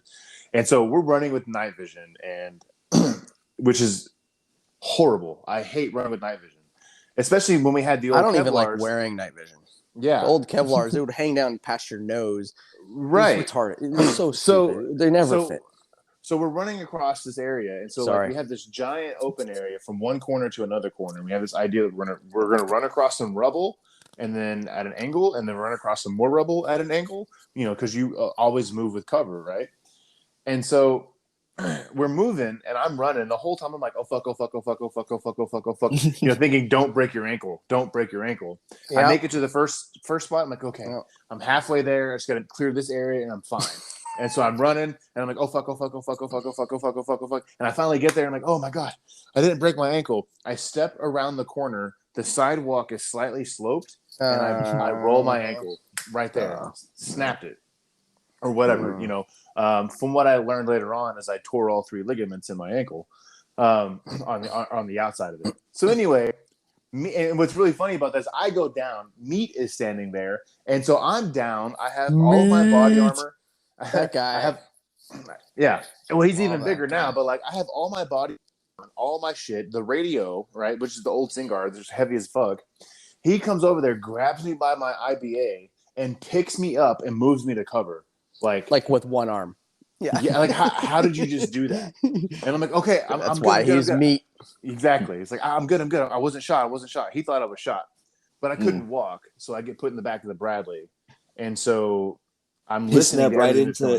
He snapped right into action, though. No question. Yeah, absolutely, absolutely did. Like no hesitations. I hit as soon as I hit the ground, he had his hands on me. But I'm in the back of the Bradley. That's awesome. Absolutely, man. Yeah. But I'm in the back of the Bradley listening to everything else, and that's actually when I'm listening to the tank commander. I can't remember his name. He's talking about No. This guy was he I don't know if he was Hispanic or Filipino. Oh, that was the platoon sergeant. Yeah, he's Filipino, and I don't remember his name, but he's Filipino. Little guy. Oh man, firecracker. Yeah, he was. Yeah. So he comes over. Really cool. he comes over the net and he's like, "Hey, I got an RPG team moving east to west along this wall." Although nobody understood it. Not at all. I mean, I picked up on it. So Captain Rock is like, "Go ahead and take him out." And so like there's a bit of silence, and then you hear the fucking main gun on an Abrams go off, which is a 155 millimeter fucking death, right? Who main guns people? He does. He does. And back then, that's what we did. That was acceptable in combat. Yeah. And we absolutely. And so what was funny about that to me Truth. was like 3 minutes later, I hear Captain Rock come on the net. It's like, "Hey, I need a sit rep on that RPG team." And he says, "Sit rep, what do you mean?" He's like, Captain Rock says, "Are they dead?" And I'll never forget it, man. This dude says, "Are they dead? They're splattered all over the place." Clear as fucking day. Clear as day. Like it was. Isn't that awesome though? Like being in that spot. Like, see, you would have never heard that if you're bitching about this. Yeah, you know where I would on your back for years. But you know where I would have been. Heard that during that event. You know where I would have been had I not had the radio on me. Up there next to Sergeant Gill Squad, right next to that Abrams when it fired off, and they didn't know they were there. And all those fuckers got like serious concussions from that shit. It lifted us up and threw us through things. When it kicked off, it was nuts. Yeah, because you guys were. And so we thought we were dead. We thought we learned from that mission. We got hit by something. We had debriefs after that mission about. So that was partially why we never shot tank rounds again. But you couldn't fire them without the commander saying so. No. And the commander would basically ensure that troops were 10 meters back from the tip of the main gun on so like that became it's weird, like, so the safety things become standards because of because something happened. Tyree getting blowed up, like, and they knew that, so that was already a thing. I knew that actually as an LT, because when Rock said it in our debrief, I was like, yeah, like you don't shoot when troops are near the front of a tank within, I can't remember the width. I feel like you had to be at least 10 meters out, 10 meters back. I feel that just sounds convenient, but but I feel like that was an easy thing to understand it wise, but you couldn't be near because the concussion. Yeah, it's serious. We learned that shit the hard way, boy. We had that with the Bradleys too, because whenever they would fire AP, what is it, like the Sable rounds, whatever, there was something that split off as it exited the barrel. The little blue cones on it. Yeah, it's not that bad. It's not nearly as bad. Yeah, as but you're not supposed to be flush with the barrel. You're supposed to be further back. What was it like? Behind the third road wheel? Way smaller though. It was much smaller than the percussion of a tank round. The tank round is insane. Like I said, it blew us through shit. It wasn't because of the concussion. It was because something else was coming out of the barrel along with the main projectile. So, like, the rule of thumb was behind the third road wheel. Yeah. On the Bradley. Yeah. Exactly. Yep. Right. Exactly. For shit like that. But yeah, when you talk about the concussion, I mean, I don't think people understand how big a 155 is. That thing is fucking massive. Like, that's huge. That is insanely huge. And shot at the angle to the earth. So there's like physics anyway. The point of the fact is it's crazy dangerous. Yeah. Crazy dangerous. Yeah. And there they were, the entire first squad. So I'll tell you what, man. First squad Figueroa. Was it Figueroa? Figueroa, that's what it was. Yeah. Mm-hmm. First squad got fucked up, man. Yeah. Like, y'all got blown up by that tank. Y'all fucking became combat ineffective walking through the reeds because everybody passed out. Yeah. That was another mission. Yes. Yeah. And I got a great story about that one. So you know what I call that mission? I always refer to that mission as the Ham Tour. Oh yeah. Hearts and minds. Hearts and minds. Ham. Weren't we passing out radios? Yeah. No. Yeah, we were passing out those wind-up radios to all those little and flyers, little spots around there. And it was like, man, as we go deeper, a different mission. Then we must be talking about a different mission. No, I know for a fact for that particular mission, it was the radio thing. Yeah, because it was 100 billion degrees, and I was one of those dudes that passed out in those fucking reeds because it was 140 something degrees. Oh, I lost. I couldn't stand it. We lost almost complete combat ineffectiveness. That was one of the worst decisions like ever. Yeah. I don't remember handing out radios. Maybe it was one of the squad, because I actually ended up that day I wasn't with Gil all day. Actually, he ended up coming to me. So the end of that day, if it's the same day, Gil was my RTO by the end of the day because I lost a squad and a half to heat exhaustion. Mm-hmm. Yeah. Same so day. Gil was the only person left capable and competent enough to carry my radio, and I was exhausted walking with you fucks through all those reeds. And we were supposed to be looking for mortar. That may have been a supplementary or maybe a secret fucking mission. But as far as we all knew, we were handing out radios to people, letting them know we were besties. I swear to God, we were looking for mortar spots because that was the actual police That's station. What we were really doing was the police station before it got blown up had been receiving a lot of mortar rounds from that area. Because I remember once the police station blew up, and we'd be on force protection. I remember looking down the river towards that area, thinking, that's where the mortars are going to come from. Pay attention to that area.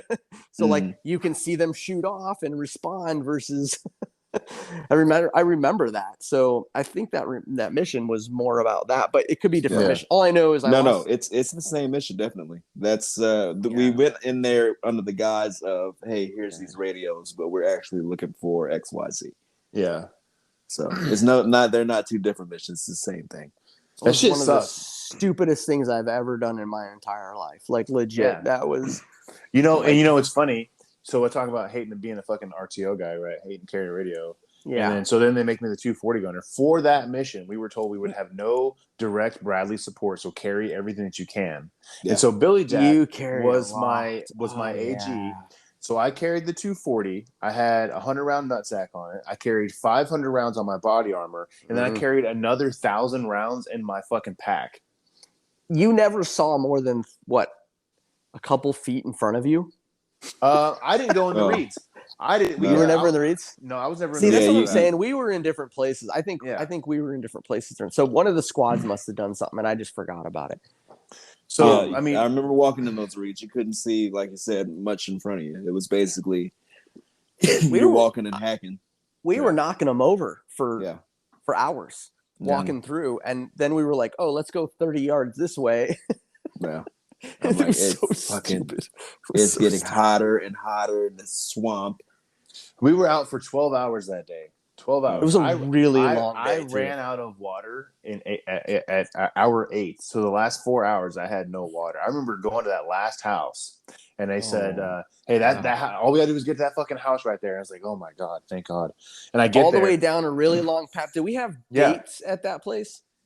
I don't remember. Did the guy give us dates? Like we were hanging out? I think he did. A little boy brought me a glass of water. Yeah. That's the one. It's like almost like a castle. It was like the nicest place out there.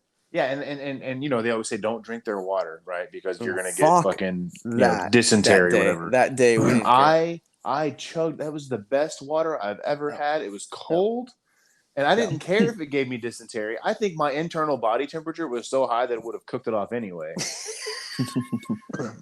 Dude, I had to be pushing like 105. You know what I mean? Oh yeah. I don't remember. I mean, I remember the mission. It was like 9 a.m. No, it wasn't 9. We started. So they're like, hey, you guys are gonna do this mission down by the river on the hottest day of the year in 100% humidity, and you're gonna do this shit. Yeah. And like we knew the conditions going into it were bad. We landed on the ground. We walked 100 meters, 200 meters down to the first home. And we're going to walk through these reeds, walk up and down these trails, different paths, kind of search this area out and see what was going on. And I remember going down there, and we walked 3.5 minutes, and we were all boiling. Yeah. And you guys started I don't know if you two, but some folks, started on doing blouses and like creating the like, hey, we're getting out of we're going down to like minimal shit here. And I'd already been ripped apart for like uniform issues in the sector. I was like, look, you guys, I said, I'll stay with what I'm wearing because I got to go see the commander every couple houses, or whatever the situation was. And I got to go up and see the commander and make tell him what's going on. We had the radio. And I think that at this point, Peeps was the radio guy. And so I had the radio, but I had to go up and see him for a variety of things. And I don't remember exactly what that was about. So I'd go up and see him. And I'd be in uniform. And we got to like the third phase of the thing. And I like undid my shit. And I walked up to see him, and he was like, "Motherfucker!" He's like, "I just wrote you a counseling statement, like all this stuff." And I was like, and he's having to do it for the battalion commander who's getting beat up by the great about uniforms, the bro uniform standard. You guys talk about the bro uniform standard, like this particular day for me was like, y'all can eat the biggest cock on the planet, like y'all can fire me. I don't give a fuck. Not one of these motherfuckers are doing anything, and you still fell out in droves. I like kept you completely. You know, Wild Bill that day, he's up there sipping fucking coffee, drinking tea up in his fucking Bradley. Like, you fuckers. It was the worst mission, man. It was the worst. It was a terrible. And what do we find? Not a motherfucking thing, but dehydration. Yeah. I remember starting that mission completely dry, ending it in the back of the Bradley. Actually, back at the pad, completely soaked like when I just jumped out of a pool. I was sitting in the chair, one of the chairs. I pissed myself, but I had no clue. I'm not even lying. Really? It was, man. I was sitting in the chair because there was so much sweat dripping off me. It was like forming a puddle. And I pissed my fucking pants and had no clue. It was just that fucking hot. I couldn't control anything. I collapsed in my chew for 2 straight hours and laid with the because the fans, we usually would have them like they would be moving, right? Mm-hmm. So the little vents would move up and down. Like I just positioned it directly on me and I chugged like 4 Gatorades. It was like so stupid. I remember that. Yeah. Oh my God. I have a picture. I have a picture from that day of Gil, Sergeant Major Gil, getting an IV. Yeah. And he should have had 4 before that. Oh yeah, for sure. But so to me, there are 2 Sergeant Major Gil at the time, Staff Sergeant Gil, instances that were like, this guy really is a human. Because before that, like he was not a human to me. And it was that moment when he was getting an IV. I was like, why does he need an IV? If he needs an IV, I probably need 12 IVs.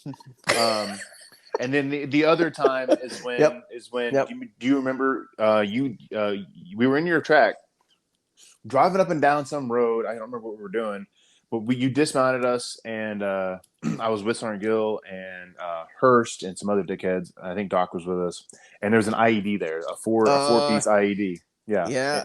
155 smaller, 155s, 2 122s, and 1 2 155s. Yeah.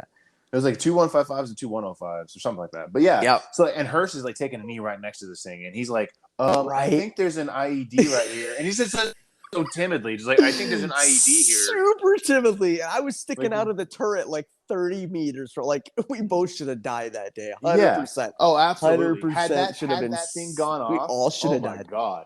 Yeah, liquefied. But Sergeant Gill comes over. He's like, "What the fuck are you talking about?" He moves some, and trash he goes around. over by Hurst. Yep, he moves he the shit around. He's like, "There's nothing here." He's like, "No, that right there." And so he takes something and he moves it. He's like, and he goes like ghost white. Everybody get the fuck back. He looks straight at me and like, fuck. Yeah. I remember that, man. That was one of the most vivid experiences I had. And I remember him and I talking afterwards, like, what happened?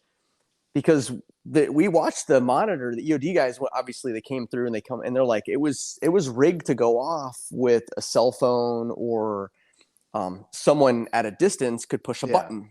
Yeah, like, it was a car thing, a car fob, key fob. Yeah, key fob one. Yeah, which you could do different ways, but yeah. So they're like, and so we were either like. And I don't remember at the time, I don't believe at the time that we were sending out active signal disruptors. I don't remember if we were or not.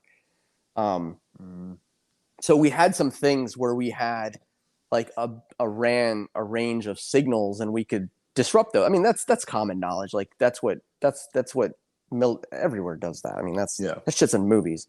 Mm-hmm. And they'd be able to, disrupt it, right? And I don't remember if we had them running or not. I don't feel like we did, but something happened. Like it could have been a dead battery on either his signal device or the receiving device. And like I have so many of those stories, and that's when I tell people like I should be dead, like legit. Yeah. Like, Yeah. I don't even know what else to say. Like, Well, we had beyond gone that. up and down that little road a couple times that day, and Mhm. you know, I don't know if it had been there all day long or whatever, but you have to think that ID was placed pretty recent, and more than likely the detonator had eyes on us. The whole I can just imagine That's what this we guy thought. sitting in That's a what we fucking thought. house, like Yep. pressing this fucking button or calling this number, like son of a bitch, will you just fucking blow up? Oh my god, they're so This gonna is make my fun of me. moment, Allah. This is my moment. They're so gonna make fun of me when I get back there. Oh my god, they're gonna heckle me so bad.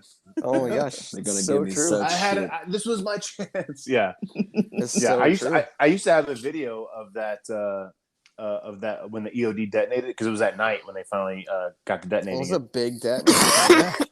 Yeah, I Yeah. brought my camera up on top of this house, and so it was pitch black. You couldn't really see anything, and then just this boom, just blast. Uh-huh. And like you can watch it in slow motion. You can see the concussion move out, and like the dirt just flying in the air. And then after that, like dogs barking like crazy, glass breaking in the background. It was pretty intense. This is a big bomb. I mean, Yeah. It was right around the corner from there where Golf got hit by the school. It was way later in the year. But Golf got, they blew his track apart. It was the only of the 4 vehicles and people. We didn't lose a person, but we lost a vehicle. We lost his. His ended up having to go back completely all the way back. Very, very end of the very end of the deployment. Had to go back. I was in there. I was his gunner at to that Germany. point. Yeah. Yeah, That was funky. That was a weird ID hit because it didn't feel like it was a big deal. Super powerful, no, but it hit just right and it broke some of the like frame or something. It was weird. It was a weird kind of situation, but yeah, we're just on a mission delivering supplies to a school with it. They knew where we were going to be and when we were going to be there. Yeah.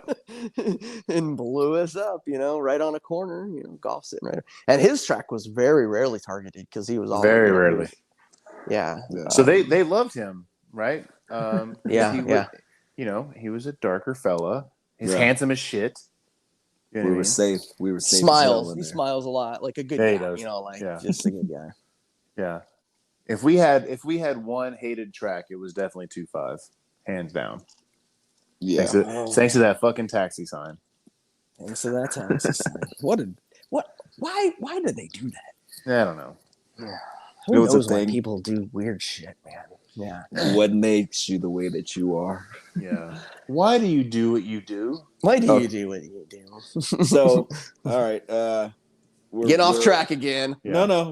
I'm down with it getting off track. So we're going into towards the end of the deployment. Is there anything that really stood out for you towards the end there with us? So, like, at some point you get to realizing, like, we might make it through this and not die. Yeah. Not only myself, but like we might not lose people, and so you start obviously like you're still, complacency is a thing, how do you like kind of balance like you guys being idiots because you're idiots most of the time anyways. And then how do you balance like that with like allowing you to be idiots, but also like it's like raising a teenager. Yeah, I have 2 of them. Give them that little bit of length of rope, but you got to keep them reeled in. But and make sense out of it, right? And allow mistakes to happen, not like crush things. And leadership's a big part of that. Having a guy like Gil, having a guy like Wild Bill, Winchester, Humphreys. I mean, we had good guys. It took different times to get different guys integrated different ways, but we had good leaders, and I would never look back at that and say we didn't have that. And so 100% true. You just talk about those things, you just have the real conversations. And again, having Rock and having Sims earned my trust a lot one day. So I'll share you that. Not that First Sergeant has to earn the LT's trust, but there's just a trust thing in an organization anyways, right? That you just got to earn each other's trust no matter how you cut it. And so there was a particular captain at the battalion level. I don't even remember the missions. They just did random missions sometimes and they'd come out. Dude, they ran through ambushes twice that we set up as a platoon. And the second time The second time, I'm confident, like very confident in this plan and what we're doing, you know, and I also want to protect you guys and I also want to be successful. Like we're out there doing shit.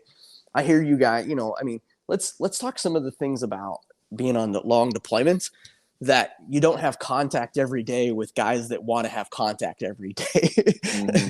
You know, you get bored, guys get complacent, you get in kind of different scenarios. Especially towards the end. I remember there was so much, man. Yeah. I can admit it, and I'm not proud to admit, like, corners were cut on my part because I was just done with it, man. And that's where leadership gets the most important, right? Is to watch those things and to observe and to redirect and to make sure you're doing things, clean your weapon, you know, that's where discipline matters. That's why boot shining's a thing, you know, like the things you don't think about in garrison kind of make sense. Yeah. In other places, like just taking care of your equipment and stuff. But so this guy would come through, he'd interrupt and I'd yell on the radio.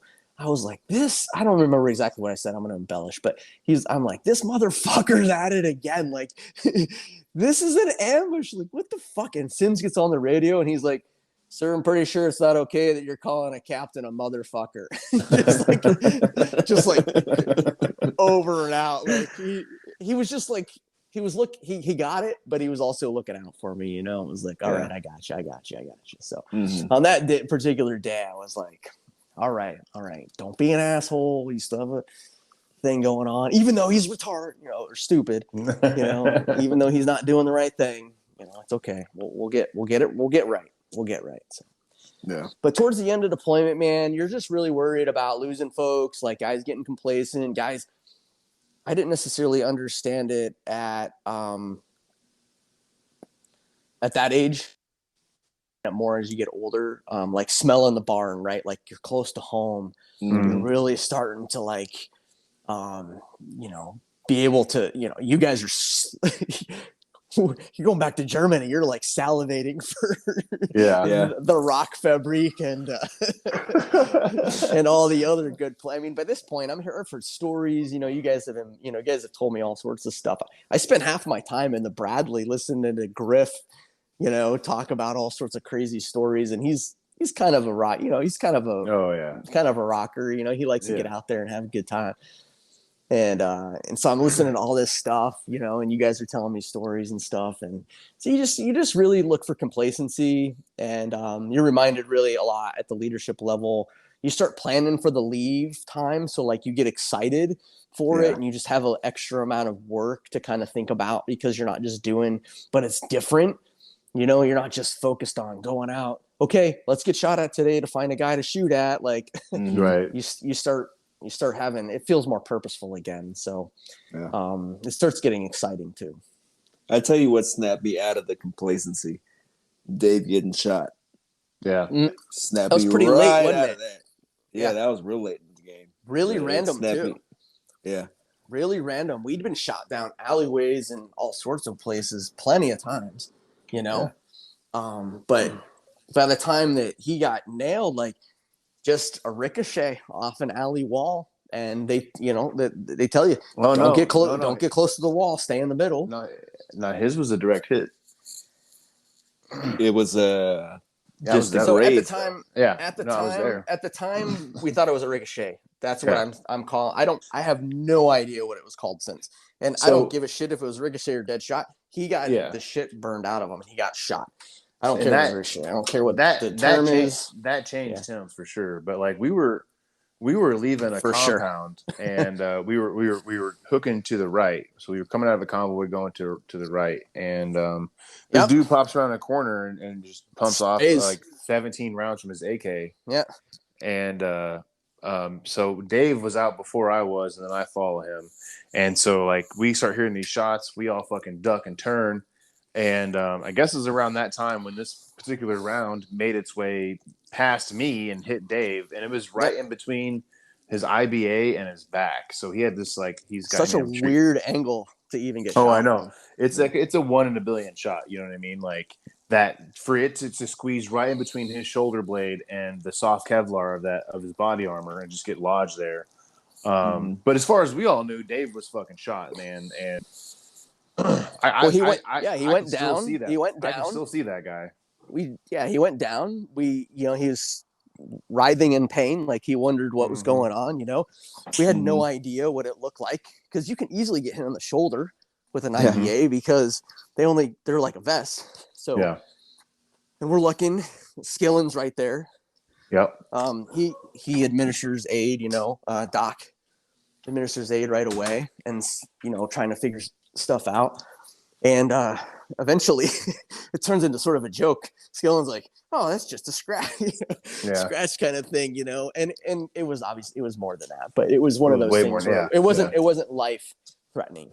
Yeah. And that's that what was his way to keep his ass. Yeah, exactly. Keep his ass. And and if Doc, you know what I'm saying? Like, he would, if one of us had gotten shot, like legit shot, like bullet still in us, what the fuck? Why are you acting like this hurts? It's a scratch, because that's Doc, you know what I mean? Yeah. And that would have been his way of, of making light of the situation so that we weren't in panic mode. Because, I mean, Doc was just good at that, man. I don't know. He was just.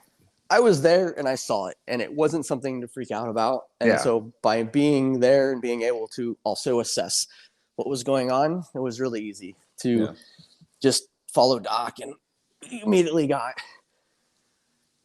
platoon sergeant over there. Doc loaded him up, good to go, goes back, gets his treatment, fucking no big deal. But yeah, it's a good point, Tyree, about it kind of changing your mindset, and like this is no joke. Like, we're still here. These guys have missed a lot, but shit happens. Yeah. I was Baggett's gunner at that point. And yeah, that's right. They loaded up because they said somebody got shot, and they like cold word, they put his name out, and I'm like, oh shit. And I remember Baggett pointing me at a building and said, level it, basically. And I just started blasting away, man. I tried to hit every window, every pillar, try to knock that whole thing down. I was like, God, I was praying that guy was in there. Like, more than anything else I've ever had to something to pray about at that point, because my friend was in the back of this Bradley bleeding. I didn't know exactly how bad. I don't know, he was he was shot. I didn't understand, like, it was a graze. A crazy one in a billion graze still, but tried to level that building. And eventually, they kind of calmed us down, because I probably would have went black on that building. I ain't even know. But it snapped me back into it personally. Like, hey, this is still war. Even though a minute ago I was like, I don't give a fuck about this place. It got me right back into, okay, let's try to make it home safe now. Yeah, because that was a close call that I still think about a lot. I can only imagine the guy who was actually hit, what he went through with that, because that's literally inches. That's the game of inches is no joke when it comes down to that. So where it hit, I would argue, and depending on how hard, and because it would have had to go through a shoulder, but just another slight angle, let's call it half a degree or a degree in the other direction, you're looking at a lung puncture or worse, even into the heart. Like, I don't know the exact height of it. I mean, I have a pretty good memory of it, but not like, I feel like it was down to the quarter inch. No, I feel like you're right though. I feel like if you were to draw a line from like the back of the arm, where the back of the arm meets the back, like where the start of the armpit is, I feel like it was along that. Going towards the back. So I think you're right though. Yeah. Had it been a degree towards his body and away from his, away from his body armor, I don't think he would be walking. I mean, personally. It definitely, or even that, right? Even you're right. Cause it was spinal. It was his left side. So that could have been the heart. It could have been the lung. That could have been a billion times worse. So it's really wild, man. Like, I don't believe in a lot of like supernatural shit or religious shit or whatever, but like, you definitely can't like experience some of the things that we experience and not think there wasn't something else going on. You know what I mean? You have wild. To believe it. To me, you have to believe it, man. There was so much shit. At least karma, happened. Right? Yeah. Something, man. Something. The universe speaking. The stars aligning. I don't know. The fucking Mars in retrograde. I don't know. I don't know, man. Like, I had a fucking sniper had missed me so close that it blew out my left ear. I don't know if you remember that. We were at the OK Corral, And like I couldn't hear out of my left ear for a couple of days because the fucking the snap of the round just fucking popped my ear out. Were you on the rooftop when that happened? Yeah. So you and I think not you and I maybe necessarily, but there was a couple of situations where I was on a rooftop with Gil, and at least twice, and like there was popping rounds off, and they were so far away. So it wasn't, again, it's this accuracy thing. There's, spraying AKs, but it's close enough to hear the pop of the round and the pop of the round breaking the sound barrier next to your face. Yeah. You can hear it. And he's like, I was like, that's a lot of rounds. He's like, well, half of those are breaking the sound barrier. So, I'm embellishing again, but I was just kind of like, oh yeah, there's two different sounds. Like, yeah, so it's crazy because we'd be counting rounds. So part of the thing when reporting, Kevin, you may have known as RTO, like reporting is really important, right? Like accuracy matters. Sit rep, right? Sit rep. Right. Round shot is rounds you shot, rounds they shot. You know, you're always trying to kind of guess. You're trying to, because you're reporting back up. Hey, is it rounds at us? They're shooting 10 rounds at us. That matters. Right. It matters from logistics. It matters from what they're doing. It matters from accuracy. 1,000 rounds and nobody shot. 100 rounds and 4 people shot. You know, all those things matter. So it's really important to get that information right. And so you're always, that's like another aspect of a leader thing. And I think that's where it's really interesting hearing you guys talk, and Stamper and other guys talk about different things about just being like on the ground and being a private. It's like, yeah, your mind is focused on like, do my job and live. Yeah. But sometimes our jobs are focused on do your job and make sure everybody lives. Right, so that you can be combat effective is a lot more meaningful to a squad leader, a platoon sergeant or a platoon leader than it is to say a private. And so you're constantly sort of reassessing the situation and learning how to make decisions about how do I think about this situation, and sit repping is part of that, because you're feeding that back to the commander. The commander's feeding that back to the battalion. The battalion is assessing and giving you guidance based on that, and you're kind of just taking orders, but you're also making on the fly decisions. So again, that's not necessarily things you guys are thinking about, but that's things that we're thinking about, what are we doing? What do we take? What kind of fire is this? What does this mean? And over time, as a LT, in a way, you're kind of like hoping they get better, Yeah. Not that they get better to kill you, but they get better from the standpoint of like, where like things change, where it makes a difference. So we get complacent too, we're like, oh yeah, 10 round shot at us again. Oh yeah, this guy peeked around a corner, and fired off this. Like it just becomes this sort of like, but it's a lot bigger than that. It's a lot bigger than that. So we're ending the whole deployment. We're actually headed back home.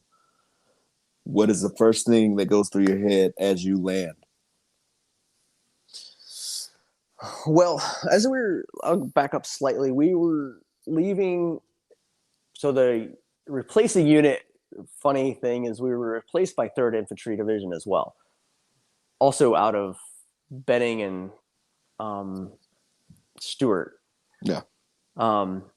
And so I got voted off the island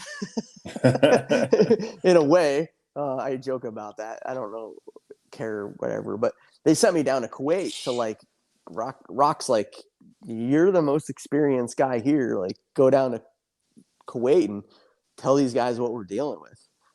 And so I went down to Kuwait. So not Baton Rouge, because it was later. What happened? Oh, so when we had guys shot up while I was gone, that was when we had a couple Purple Hearts. You remember guys getting mortar rounds in the motor pool? Yeah. But that was when the first ID Command Sergeant Major was there. I was gone. I was in Kuwait with the new division. So like I leave and like shit gets fucked up. Like I come back, my driver's gone. He's down in. He got evac. One of my team leaders is gone. Another one someone else had like an IED or something fly across their face. I'm like, oh my God. Yeah. As I'm gone, like I was here the whole time and everything was good. Now I'm gone. Everything's fucked up. Yeah. You know, All my good work going to waste. Had nothing to do with me, of course. This just shit happens. Yeah. And I'm in Kuwait.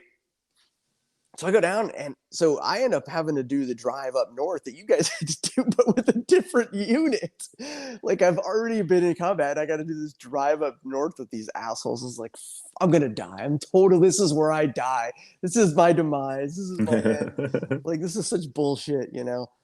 But it was actually great. Like, the trip was fine. I went down there. It was kind of a nice vacation, really. Because a lot of you guys got, at least the younger soldiers got, I don't remember exactly how they broke it up, but a lot of folks had R&R and like a pass. Yeah. Guys got sent on passes. I had R&R and that was it, you know? So it was great. Don't get me wrong. Like being able to go home for 2 weeks. I went home during Oktoberfest.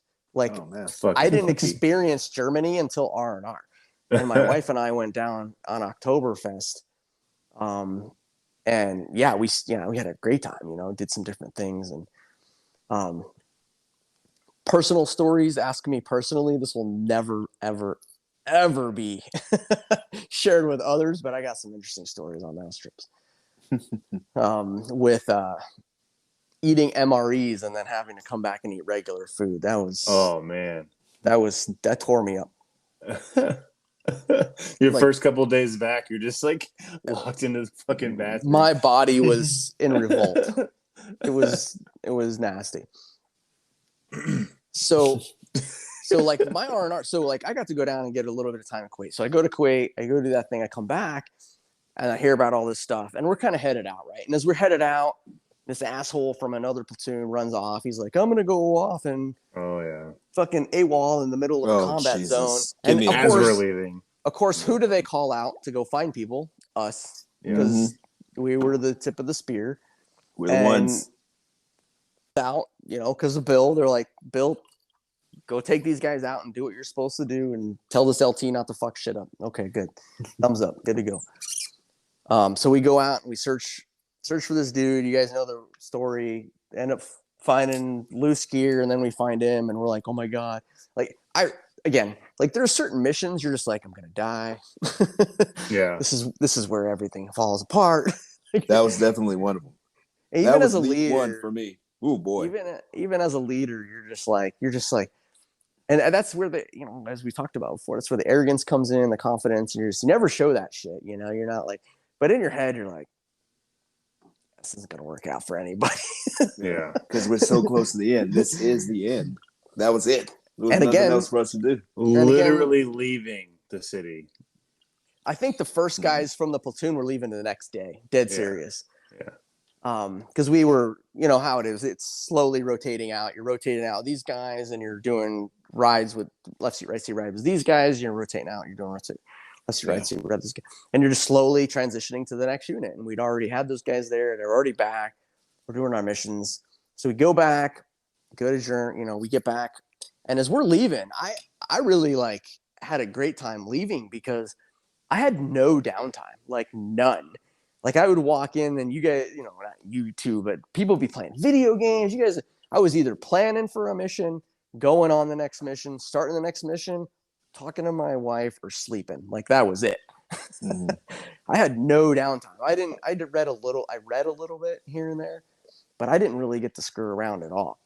And so I was just constantly on the go. That's what you get for being an officer, you peasant. Yeah, well, they pay me for it, and that's what it is. You know? That's why you got paid more of the same size bucks that we got. But you bring up a good point. I've never really thought of the downtime for somebody who is running things at such a high level. Like it's very rare. You don't. That have very would be much mentally extremely taxing. Fuck, man, I just want to fucking break, man.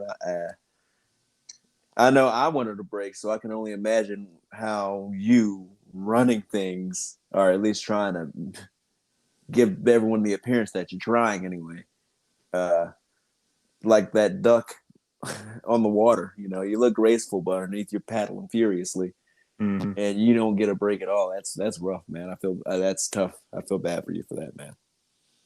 Well, don't feel bad for me. So it's what you you sign asked up for for. it, I guess. Yeah. That's what you sign up for. I mean, like, but as a person who's also been there, I could say, hey, yeah, that's Jesus. It's rough. It's challenging for sure. Mm-hmm. And I think it changes people. Like some people get really, I mean, that's where I think, you talk about where good and bad leaders are born. It is in tough situations. It's in challenging situations, and combat can definitely be one of them. And that's as we talked about early in the episode, you're like, you get to look at people and be like, fuck you, I did this. Like, absolutely. Yeah. I did the right thing as much as I possibly could, and hopefully, fingers crossed, I survived and I'm able to live a life afterwards, and so are the people that I try to care for along the path. Yeah, that was my next question: is what did it mean to you to have it's the bad part about deployments is sometimes you come back with dog tags from other guys in your pocket, and it didn't happen to you this time around. Yeah, how'd you feel with that? Pretty goddamn good. Yeah. I mean, like I future units, like I didn't introduce myself. Hey, I've been in combat. I didn't lose anybody. Like I didn't. That was not my introduction. But like I introduced myself in a way that like eventually I was able to kind of share these things. Like, when I'd be telling a story about being in combat, and I'd be like, and I would always add like, and we didn't lose anybody. Like that was really important to me to always say. And it wasn't. It's just about, and then I'd go on further and say, well, we had some, we had some wounds and we had some things, and things happened. And I'd explain some of that, but it was just like at the end of the day, like nobody really ended up really, and we really bad. We weren't just sitting around twirling our thumbs. We were in the middle of the shit more than everybody else, not anybody else, more than everybody else. And we happened to come back with a few Purple Hearts, but nobody, not one less. And that's more important than anything. Yeah, I mean, it's a big deal. It's a really big deal to be able to say that, having been the tip of the spear and in a situation that could have been worse, could have been better. We were all learning on the fly, but we had good people in the right places, made good decisions. Could we have made better decisions? Could we have done things differently? Sure. I mean, could we have, been more effective here? Could have been more effective there? Yeah, absolutely. But yeah, it's a moment of pride. And like I said in a previous conversation is, eventually losing Messer and, he re-enlisted, and he ended up at another unit, Afghanistan, and Afghanistan was different kind of fight, and he ended up in a situation that had he been a general or a private or the most seasoned combat veteran, he would have ended up perishing, that's just you have a bomb go off next to you. That's what happens.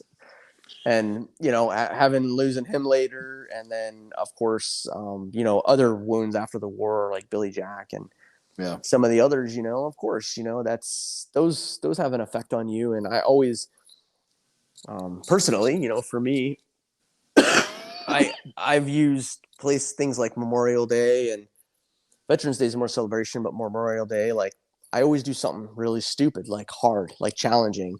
And I always go out and think about those guys, because I wish they were still here to have conversations with and to celebrate with, but they're not. And, then what other people along the way too. So you said you do something hard or challenging. What do you do? Typically? I've done trail marathons and stupid long runs up and down mountains. I've done stupid crazy workouts. I'll go out and paddle for hours, just different things that it's in their memory. It's in commitment to them, and something that makes me feel good about myself, that helps me focus on them, their memory. Right. Yeah. I know like the big thing every Memorial weekend or whatever is the Murph. And Never so done that one. Yeah, that's kind of mainstream. I don't do mainstream shit. I haven't either. I mean, don't get me wrong. I like Not where that it it's comes wrong. from. I like that it comes from Lieutenant Michael Murphy, the Medal of Honor recipient.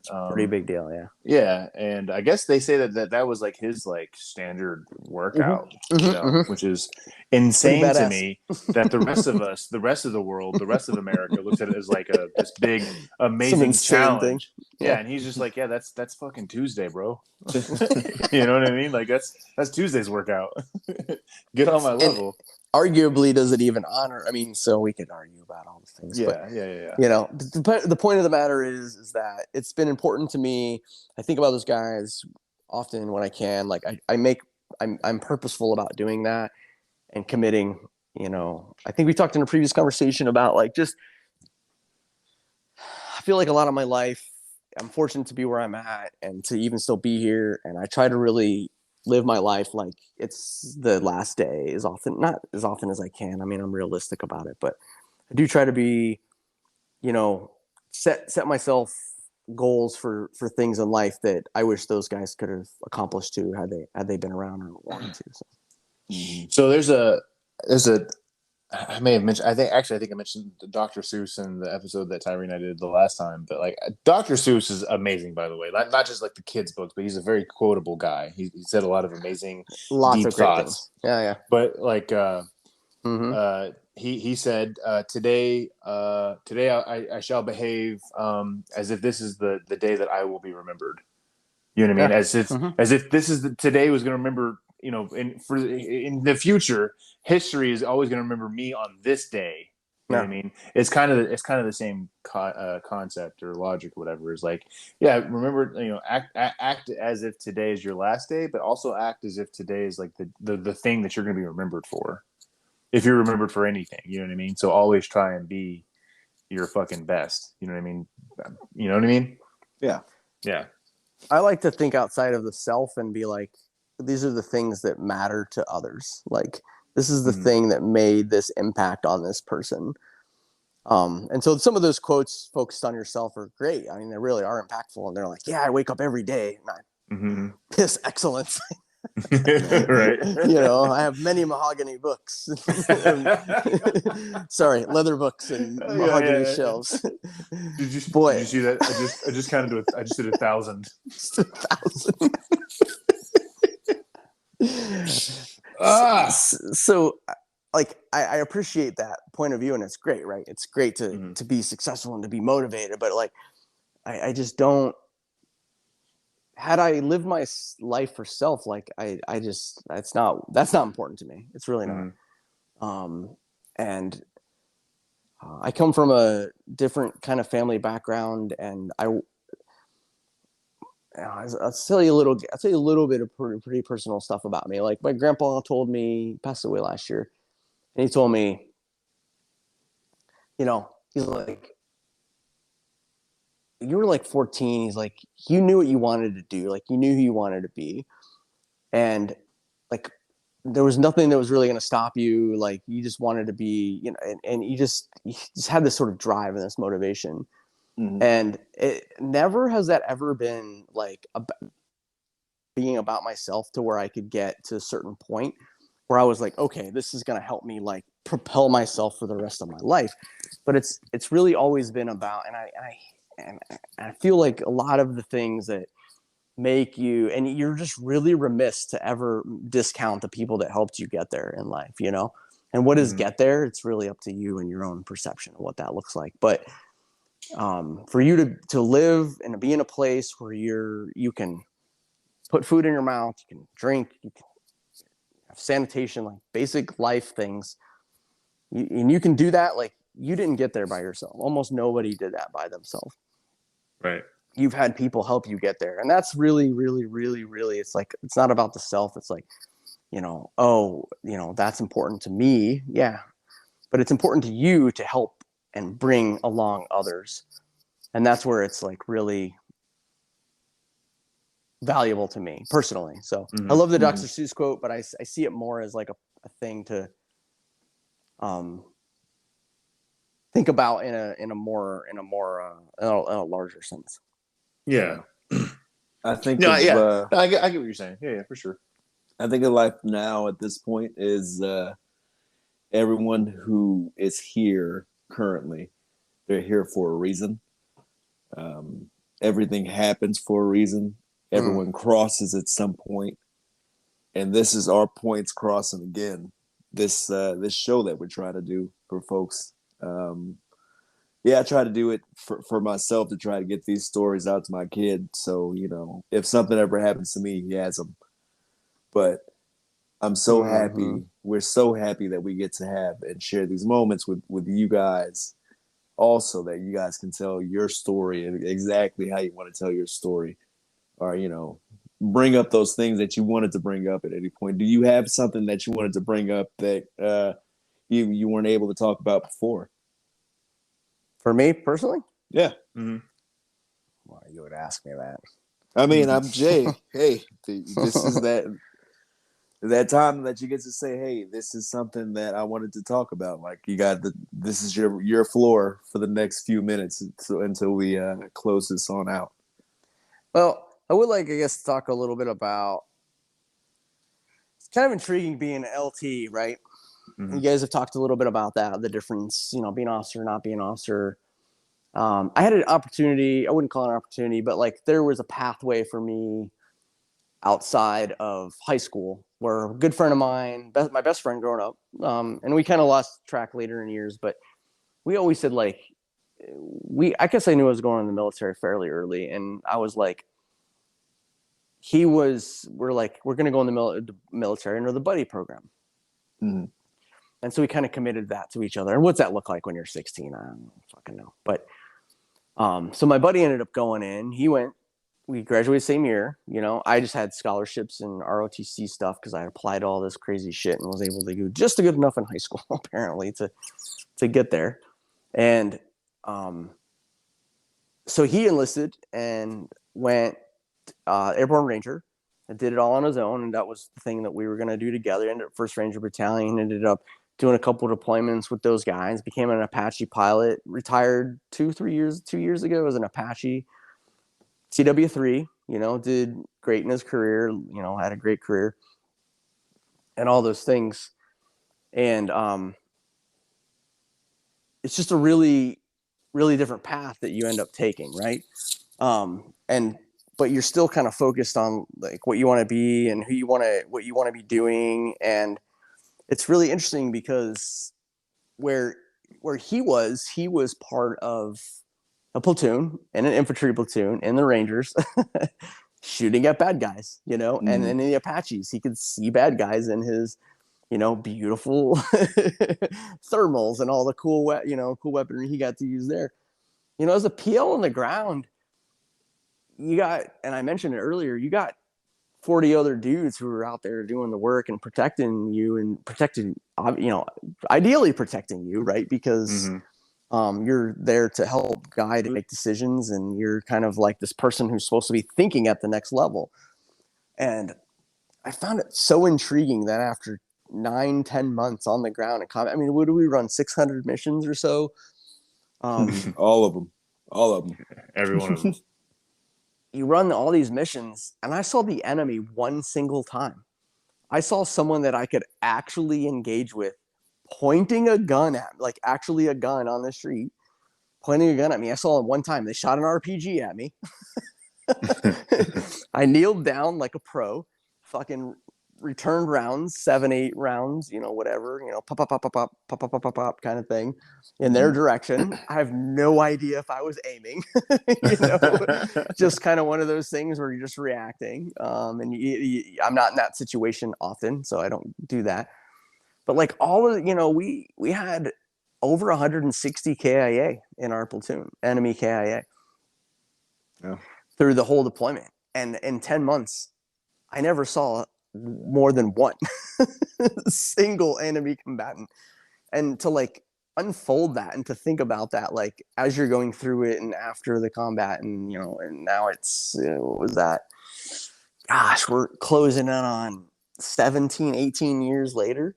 To think about that now is just like, it's almost you start making shit up in your head, like what you think you saw, what you didn't saw, and what you were involved in and what you weren't involved in. And so that's why I appreciate this podcast and this whole, like, just being able to come full circle with all this stuff and really talk about these things. It's pretty crazy to think about, the ODA house, all the dudes there. I went on both rooftops. My gunner out of the Bradley didn't shoot a single round. We were just on a sector that didn't happen to see the enemy, but apparently 90% of the other people there that day saw enemy combatants. It's just weird to talk about those things, Yeah. And so, like, it's not that I don't. It's not at all like you guys are making shit up. Like that never happened. I was there. I know what was going on. I heard the rounds. I saw the things. I saw the F-16. At the ODA house. I saw them shoot RPGs. I got RPGs shot at me 3 occasions, 2 in a Bradley and 1 on the ground. Multiple rounds shot at me over tops of rooftops. And, the situation with Dave, I can't even name all of them. There's so many, but I guess I could if I sit down and fucking numbered them out. Right. But so it's just crazy to think about that. Like, I never saw those people. It's just, you just suddenly heard like, oh shit, like, what do I do now? You start responding, and of course you don't have to respond because you got 40 other dudes to do it. So it's just so cool. Just such a unique situation to be in. And I feel lucky to have experienced it and just lucky to be here to still tell the story. It's awesome. Maybe you didn't have to see it. Maybe it was just apparently not. Everyone else gets to deal with it, and you get to deal with it in your own different way. But here we are in the end, and everyone is dealing with it in their own way. I remember there was a point where I'm like, we're in the middle of the war. Same, I didn't see a damn thing, but maybe it just wasn't my time for it yet, and it happens when it happens. Right. Yep. But man, well, and it is really interesting to kind of note that, like, and I've had this conversation with people before, but like a lot of dudes over the course of the global war on terror will come back from their deployment. They're combat arms guys, and they didn't do anything, but they feel like because they were infantry or artillery or whatever MOS, and that they deployed, that they need to have some kick-ass like war story, so they just over embellish or they make it up, and that's where you get into like so many of those. Yeah. And the thing about that is when I was at NP reclass, I was in there with a young infantry kid, and he had deployed, and he got to see. He told me the story of his CIB, and that was the only combat that he saw in his entire deployment. Gotta love that. Yeah, but and that's not to say that he wasn't. That doesn't qualify him to be a combat infantryman. That doesn't mean that he's... Who cares? We're not the people writing the fucking parameters of those awards. Exactly. But like the fact of the matter is, he was in a certain MOS, he was in a certain situation, and he performed and he did his job. Well, no, but he was like, but his the way he was going about it, he was like, man, I don't feel like I earned my CIB as much as somebody like you did. Oh, okay. But my thoughts were, and they still are, is like, it doesn't matter. Like you were still in a role, you still did a thing, and you still did well. He wasn't over embellishing it. Like, he very easily could have been like, because he was deployed. That's cool. with a group, right? He was attached to a group, right? Special forces guys, and so he totally could have just like had all these wild, outlandish stories, but he didn't. He stuck to the truth, and that's honorable. Good for him. Yeah. But the thing is, anymore is that these dudes are like, well, I didn't see anything. And people don't seem to understand that. Like, you can absolutely deploy to Iraq or Afghanistan or Syria or Yemen or wherever you are and never see combat. But like somebody in your squad or platoon can. Yeah. Because, and that's kind of one of the things about this podcast is like, we're telling the same stories from all these different viewpoints. If we could find a way to, like, I mean, I think this is beyond our capabilities, but like, if there was a way to like put this in like a, like an animated format to where you could like paint the entire battlefield. I mean, you could more or less reconstruct everything that happened through these major events that we've talked about. Have you seen the what they do, the What If with the Marvel comics. Have you seen that on Disney Plus? Yeah. I haven't watched it, but I've seen it on there. Yeah, is it Kind good? of Love like it. that. It's It's a like good the show. same concept actually. It's just looking at things from different perspectives and what happens if this guy had this power or this was the different dynamic in this show or this particular. Yeah, it's kind of intriguing. Mhm. And so it would be kind of that idea. I mean, they've done that. That's what Band of Brothers is, right? Yeah. I mean, they kind of give the perspectives, and of course, they just did such a good job with that because it's from the perspective of the the enlisted guys of like, this is what fucking combat looks like, and then you get some leadership and coordination with that, but it's different, and you have to be at each level. You have to prepare yourself for whatever that looks like, and you have to be able to have these different gates. It's like life a lot in way. You have to have these different gates and these different goals, like to be able to maneuver through this. And you can't just be super rigid and say, well, I'm just going to get through this and just listen to what I'm told and live. Like, okay, well, what if that doesn't happen? Right. Like, what if something happens that fucks that up? Well, you got to be flexible. And you got to be able to change your mindset, and you got to be able to adjust, as you guys have mentioned in a lot of the podcast. We've talked about a little bit tonight. And I think that's what a lot of it boils down to, is being adjustable, being able to be prepared, setting goals for yourself. And not putting yourself on an island and relying on just yourself to be like, oh, I'm the only one going through this. That's bullshit. Like, Right. we can say that as, as people that are let's call ourselves semi mentally stable. Right. We can say that I'll go as semi mentally stable people, but it's not easy to say that for everyone else and have the expectation. And that's what I love about what you guys are doing, is just sharing this perspectives with people. I didn't shoot at the enemy every day. I saw a lot of crazy shit. I was involved in a lot of insane decisions and things that we decided to do, damn near killing half of us to do dehydration. I mean, that's stupid. Like, telling that story, if you could see my face right now, you'd be like, that guy thinks this is stupid. That's exactly what my face says. Like, that was the dumbest thing. But part of that's being in the military and having discipline of fucking giving the salute and marching on and lockstepping and doing what you're supposed to do. And, even if it's your own goddamn demise. Yeah. Yeah. That's the perfect name for this episode. Just give it a salute and walk on. You can't beat that. That's perfect. I was thinking when you were talking and you brought up the Marvel thing, like, man, we all lived our own separate universe until 9/11 happened. And then we can all pinpoint exactly where we were. Everyone who we spoke to can say, hey, I remember exactly where I was when the second plane hit. It's not the first. It's always the second. We can all tie all of our stories together to that one point. And look how they expand back out. We're a universe that's combined now forever. And I'm so glad that we're able to share the stories that we have with you, and you can share your stories with us. And I want to thank you for being on our show. It's great to have you and talk to you back for the second time.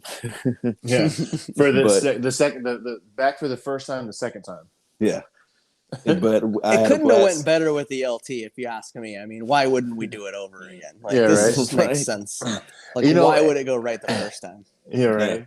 And man, we didn't get to a lot of the things that you had talked about in that email that you sent. Yeah, no worries. So that just means that we're gonna have to have a Gerber baby part 2.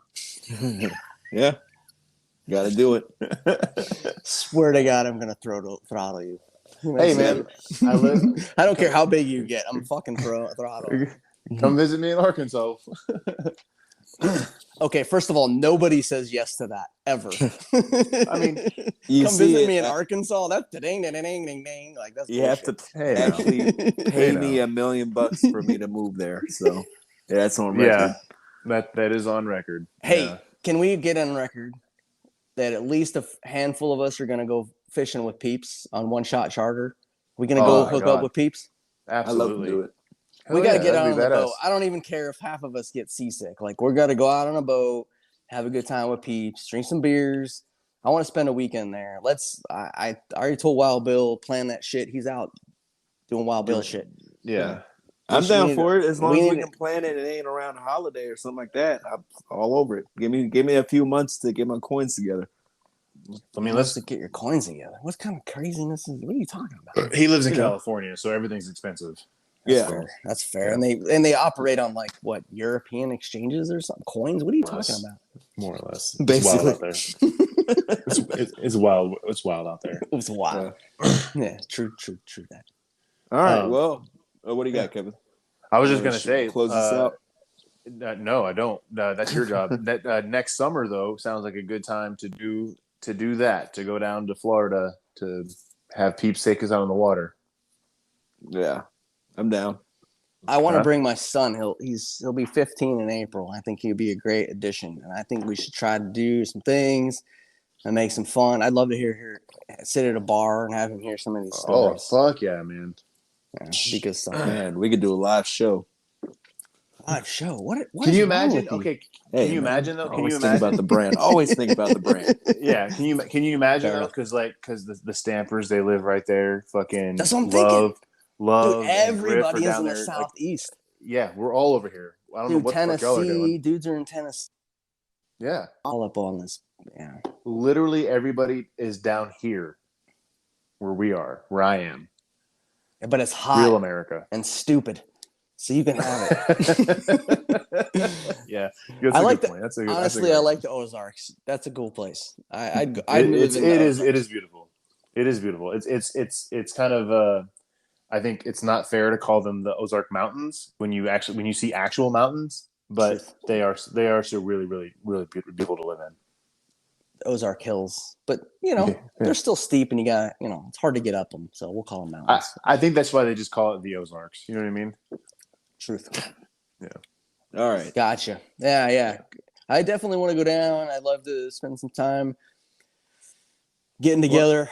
I'd love to hang out. I love these reunions and stuff, but those are like high level stuff. I ain't trying to go to Vegas, man. Like I ain't interested in no Vegas. Like that don't interest me. Literally, that's negative interest for a guy like me. I want to go fishing. I don't want to sit down and drink some beers. That's it. I can do that anywhere. I don't gotta go to Vegas to do that craziness. Absolutely. Right on. Yeah. Well, on that note, I'm gonna shut this thing down.